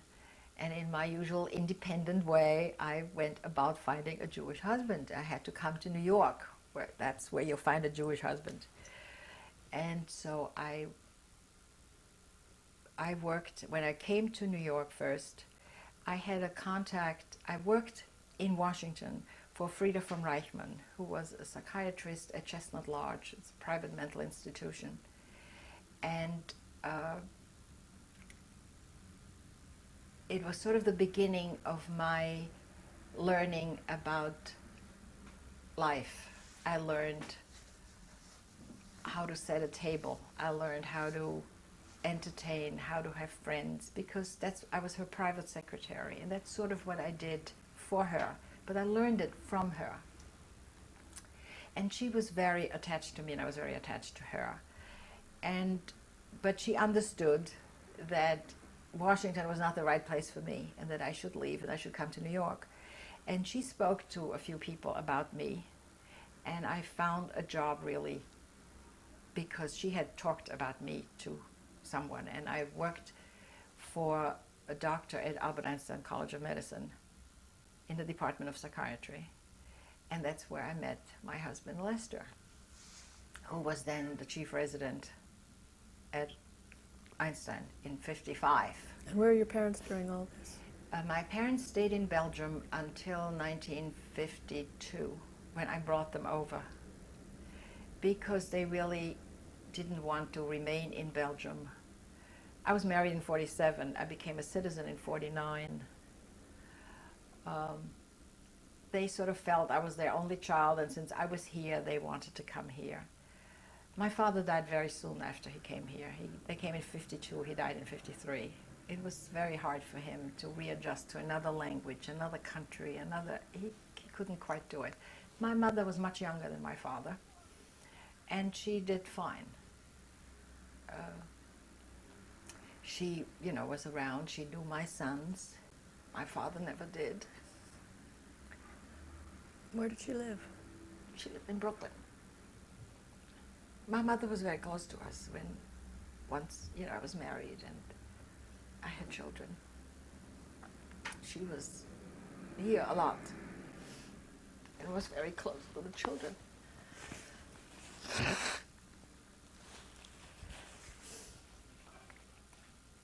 And so I was married in '57. And that's when I no longer needed to support myself. And the one thing I wanted to do was go to school, which I hadn't done for a long time, since I was 12 and a half. And so I took a high school equivalency exam, and then a college entrance exam. And because I had no credentials, if in order to go to college you have to have a high school diploma, but I've never gone to high school. So I had to take all these exams, and then they didn't quite know what to do with me because I had okay test results, but I had none of the background. So they decided to send me to the French department, so they should evaluate what to do with me. And so at that point, I spoke English quite well, and I walked into the French department speaking not French, but English. I don't know why. It was easier for me. Since French is not my mother language, you see, I rejected German, but French is not my mother language. So although I speak French, doesn't come naturally to me. And so the first thing the man said to me is, "Where did you learn English?" And I said, "I didn't." "Where did you study English?" I said, "I didn't. I just picked it up." He said, "You'll be fine. You'll pick up anything. We'll take you. You don't have to do any prerequisites. Just start college. You'll pick it up." And so I started at Hunter until I was pregnant with my first son. And then I dropped out and had 2 children. And then when they no longer needed me, 10 years later, after I went, through having both as small children, I went back to school and didn't really graduate until '76. How old are you then? I was born in '25. In '76, I was 50. Yes. And so that's when I started feeling, I had to have a job. Now that I've gone to college, I have to have a job. And that's when I took a computer course. And I went to, but it was really not until I had children that I began feeling that I had to pull together what I wanted to pass on. And that I had to decide who I was. And although my early years really sort of left me almost incapable of, I think, the trauma of not having had an adolescence. I really didn't know who I was. I didn't know what I was interested in. I didn't, it's when you are 17 and 18 that you read something that turns you on, those are the years that make you who you are. You learn from literature. You learn from, none of this has happened to me, and so I was really very, very detached. And it's having children that made me feel that I had to become attached to something that I can pass on. And that's when I started learning about Jewish things and Judaism. And I became very active in the Reconstructionist movement, which is, it's one of the Jewish branches you don't hear much about. It's not conservative, it's not Orthodox, it's not Reformed, it's Reconstructionist. But it meant a great deal to me because it is very traditional in form, but it reinterprets the meaning of the tradition into, more modern, more rational sensibilities that I have acquired over the years, rather than the old-fashioned way of looking at religion and God. And so, I guess the only feeling that I have is that because of my need to prove that if Hitler had killed me, none of this would have happened. What I do now has to be in defiance of it all. I have to prove that there was a reason for surviving, because otherwise the guilt for having survived is very difficult. And the reason for surviving is to have Jewish children and Jewish grandchildren. That's quite a burden to put on your children. But I can't help it. There it is. So you took a computer course. Yes. And what did you wind up doing? I ended up working for the New York Stock Exchange, writing application software. And I was there for 9 years, close to 9 years, not quite 9 years. Then I became ill. I had heart problems. And it was a very tense job, very competitive. Everybody was half my age. Everybody had to prove that they can be, they can outdo the next person. And it was felt that I should not go on with this. And I was glad to leave. I must say I didn't feel sorry. It was really getting too much for me. And so I left. And I then looked for part-time work. After I recovered, it took, a while, several months before I was really all right again. And I then worked for a Jewish day school here in the neighborhood for a while. And then I got sick again. Anyway, I'm well again, and I'm now working at the Jewish Museum as the coordinator of volunteers. It's a volunteer job. I think I'm the only coordinator of volunteers in the city of New York, a cultural institution that does it on a volunteer basis. Most people, it's a paid job in most institutions. And I love it. I think it's wonderful. I like to be there. I like the people. I love to be appreciated for what I do. Where do you have a job where everybody says thank you, no matter whether you come or whether you don't come, whatever you do, it's wonderful. And I think I'm doing a good job. It's not just that they say thank you. I'm sure. And do you have children? I have 2 sons. One, my oldest son, is going to be 35, and he was married 2 years ago. His name? His name is Ralph David Schwartz, and his wife is Victoria. And my younger son is going to be 30 in a couple of weeks, and his name is Theodore Harold Schwartz. And what do they do? Ralph is in restaurant management, has studied in France for many years, and is now working in New York. And Teddy is a resident in neurosurgery at Columbia. Any grandchildren? No, not yet. If there's one thing that you'd like to say before we end the interview, Is there anything specific you'd like to tell everyone that's going Well, to I get to also view want this? to tell you about my husband. Yes, please do. My husband is a psychoanalyst. I'm going to cry before I continue.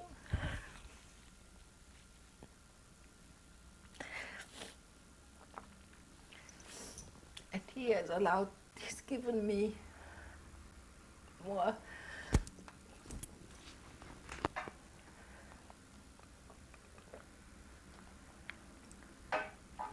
He's given focus to my life and purpose and a lot of joy, which I would have never had without him. And 2 wonderful sons. And I wish I could stop crying. What are some of the favorite things you like to do with your husband? Well, most of the things that we do are really things that he loves, that I've learned to love through him. He loves opera and music. We love to go to movies and fine food, lots of nice restaurants and good home cooking.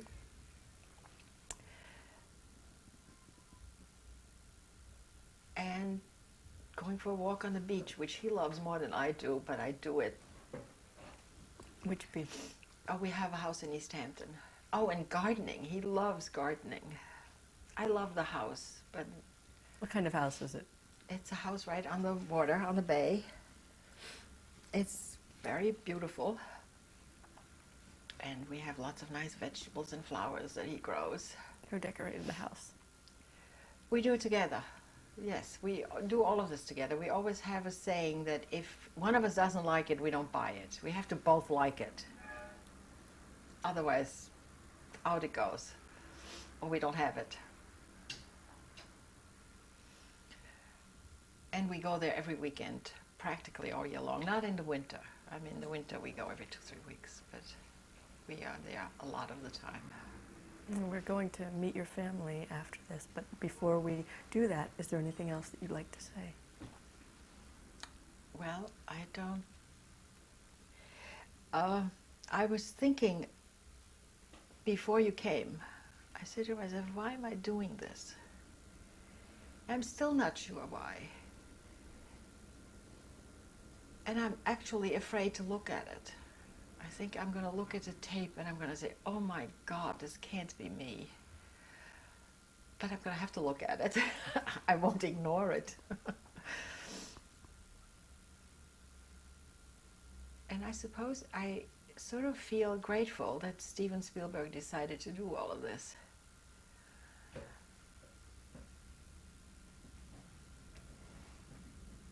And I have a feeling that it probably is as altruistic on his part as it seems to be. I mean, I have a sense that it really is, that he just decided this was a good thing to do. And maybe it is. I hope it is. That's it. Thank you. Thank you.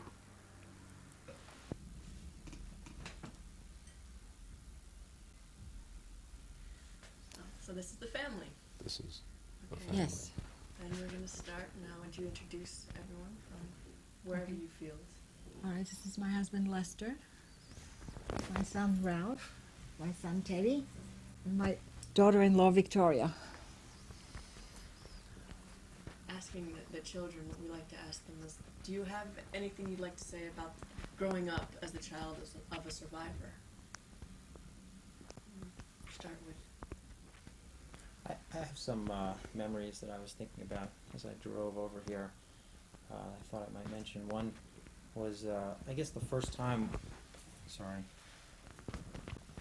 when I realized what my mother had been through.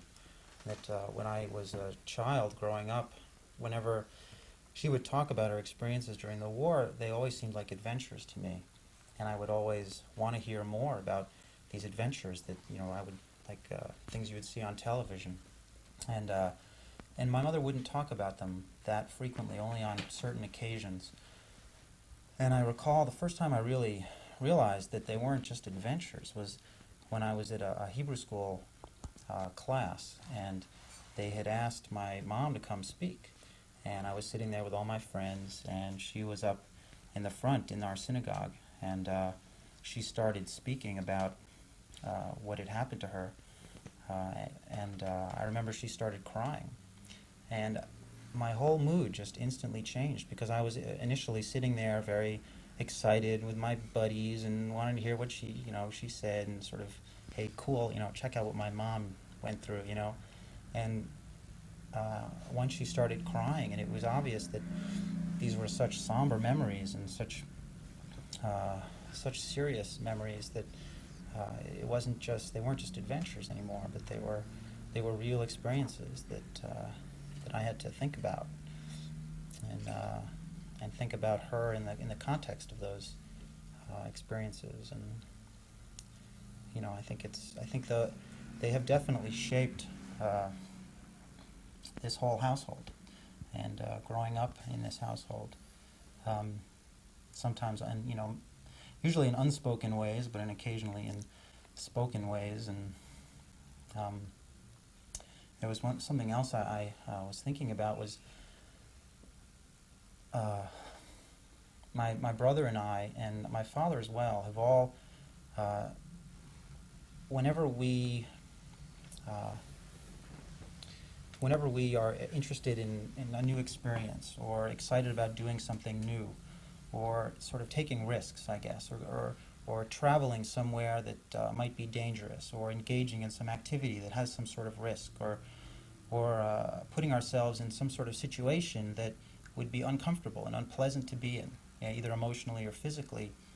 I always had the sense that my mother her first impression was, why are you doing this? Why are you escaping from this comfortable place that we've created to put yourself... Why go out of your way to do that? Yeah, because I think to my mom, it was so important for her to be comfortable and to be surrounded by warmth and to feel like things were secure, and we were constantly running away from that security and trying to experience new things and do new things, and I think it was, obviously she let us do them ultimately because she's a great mom, but with a little trepidation at first and a little sort of lack of understanding. And Maybe then, more than a little trepidation.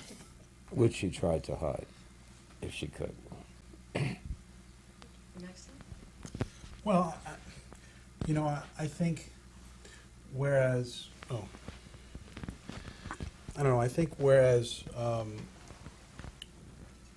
my brother's experiences with my mom's storytelling, or my mom's experiences, was sort of perceiving it as adventure and sort of seeing it as something to find out more about. I think I may have been more intuitive in terms of recognizing that it was something that was painful to her, and as a result would hear about it once or twice and then not really push it any further, not want to hear more about it, or be interested in hearing about it, but then in the same way that she would sort of step out of her daily persona, talk about what it was like then, and then step back into her daily persona, I would share in that experience and then forget about it.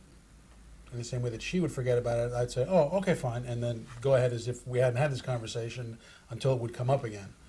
But I also think that being the firstborn and the first one to want to go out and do different things, or the types of things that my brother was just speaking of, I was the first one to have her say, don't do that.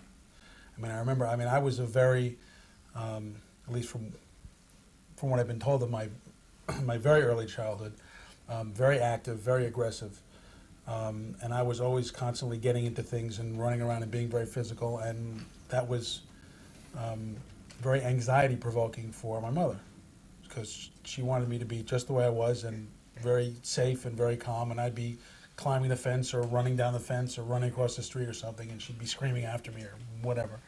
I'm sure that I reacted to that.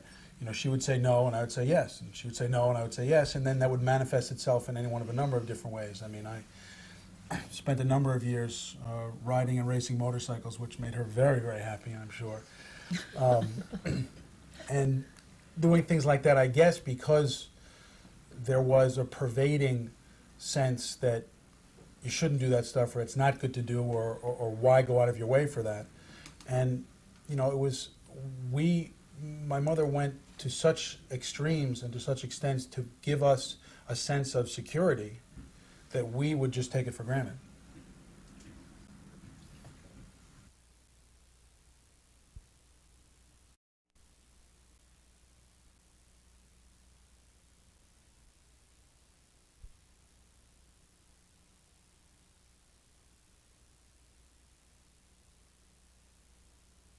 We're interviewing Mara Schwartz. The interviewer is Karen Leeds.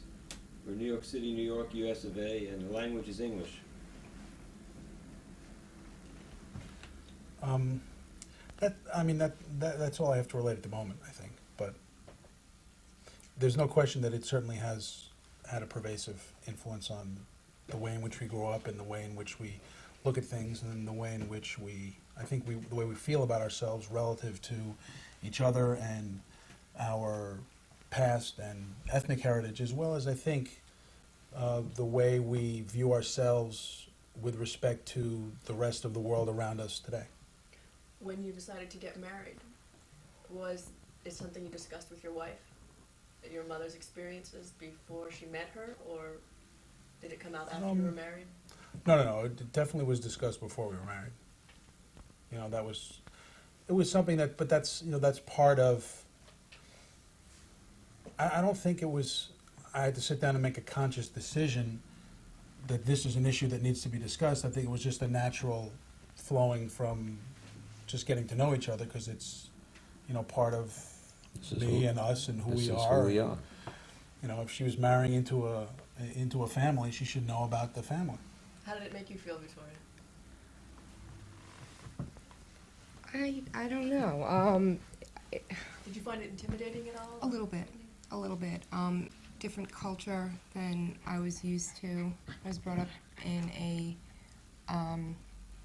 a Christian household, and it was different in that our holidays were different, and I didn't know a lot about my husband and his family's heritage. Knew a little bit, and it was interesting, and oops. But aside from that, I enjoy it. I enjoy the holidays. I don't know. It must have been interesting to find out actually that she had spent a lot of time in a Catholic surrounding in the convent. Yeah, that was interesting. It was very interesting. Now we come to Lester. Do you have anything to say, or would you like to relate about being married to a survivor, about what it was like to court a survivor? Or just a beautiful woman at that time? A beautiful woman at that time.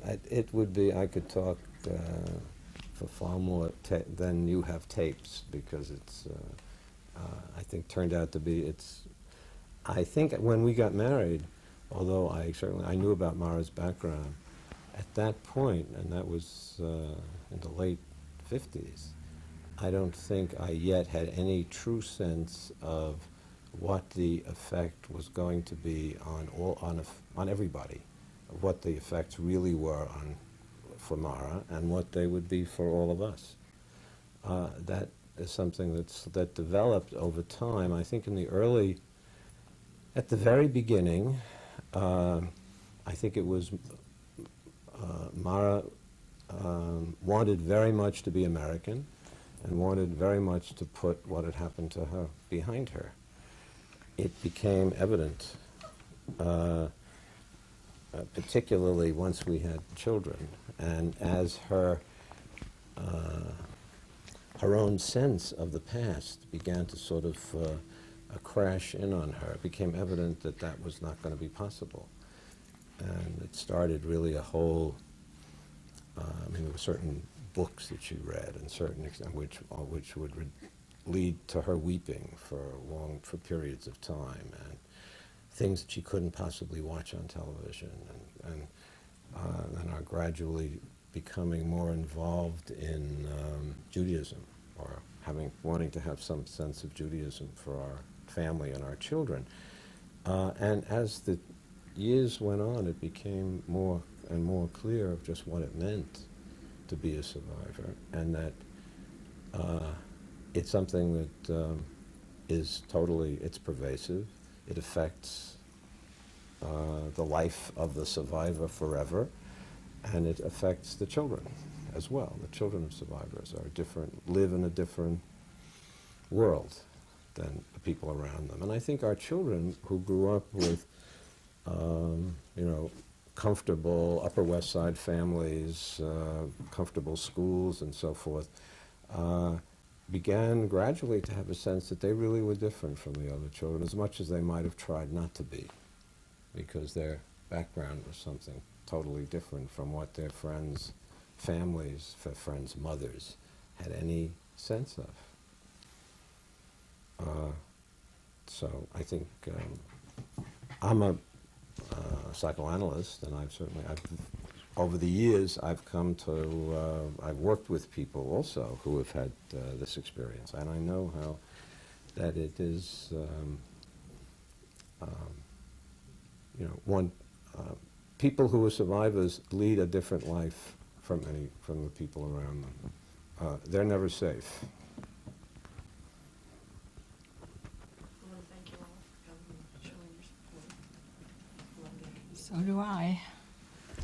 I do want to thank all of you for coming and being here with me at this point. It really means a lot to me. Before we go, do you want to introduce us to the youngest member of the family who's been making The an one that was appearance? making appearances and chewing. Oh, two beautiful additions. There you go. This is Lovely. This is Gabby. This is Max. These are our two new pets. So, Thank you very much. huh? Thank you. Well, thank you. Thank you.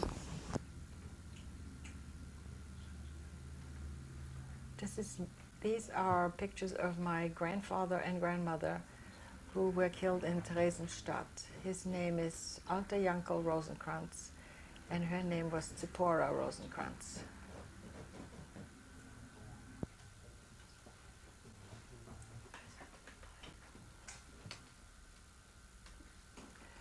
This picture was taken at the wedding of my mother's youngest brother.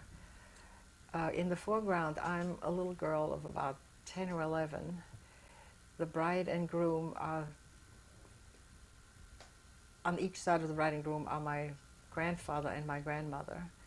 In back of them is my mother and father, and on their side are my mother's sister and her husband, and my mother's brother and his wife. This was really the closest family I had in Vienna, and I was the only grandchild.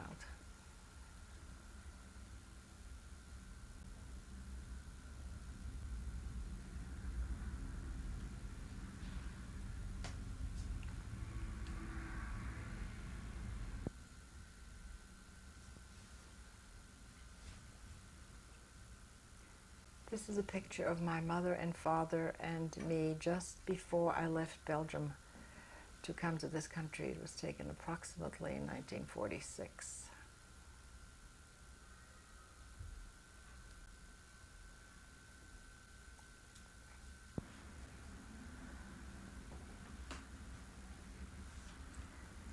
This is a picture of my friend Heinz Krawitz, who was killed in Auschwitz.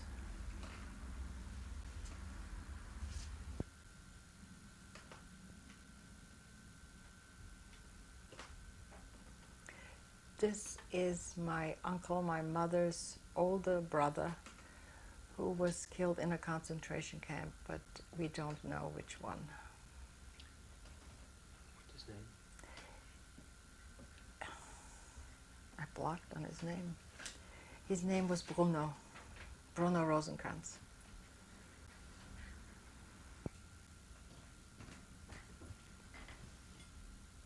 This is actually the yellow star I wore.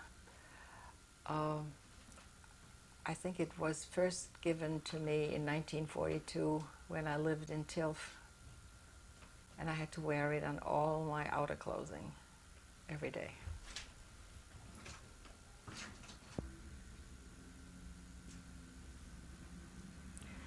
This is Sir Marie Gonzague, who was of the Order of Les Sœurs de la Miséricorde in Charneux. And she was particularly nice to my mother when she was in the convent, and I knew her well.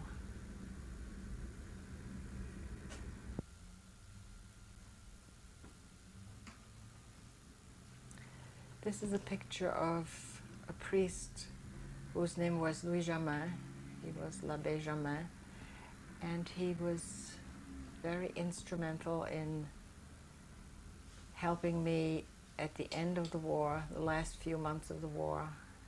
I remained in correspondence with him for many years until he died in '61.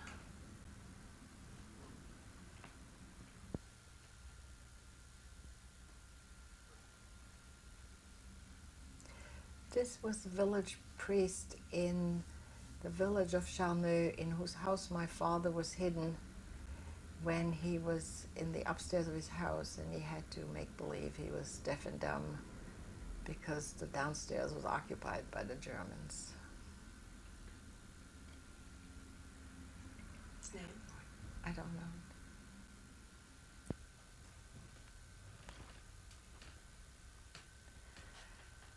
This picture was taken in 1946 before I left Europe to come to America. And seems like a very strange person to me.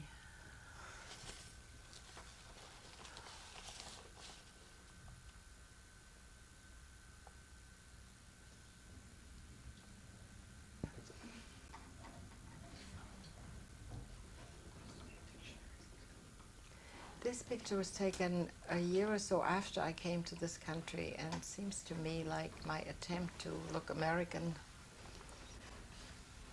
Not too bad.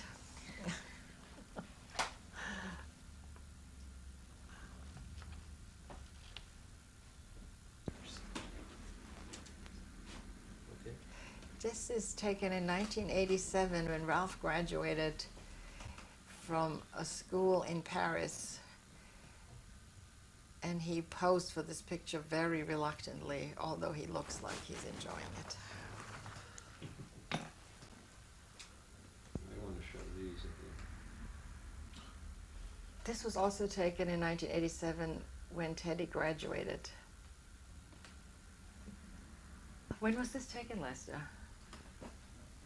Several. Oh, this was years ago, taken yeah. in Vancouver, at a dinner in Vancouver. The upper pictures were taken in St. Bart, I think. And the upper pictures were taken last year in St. Bart. Who is Yes. this? This is Lester, and down below is Lester and I. These pictures were taken of my sons growing up. I think Ralph is in high school, and so is Teddy a few years later. This is a high school picture.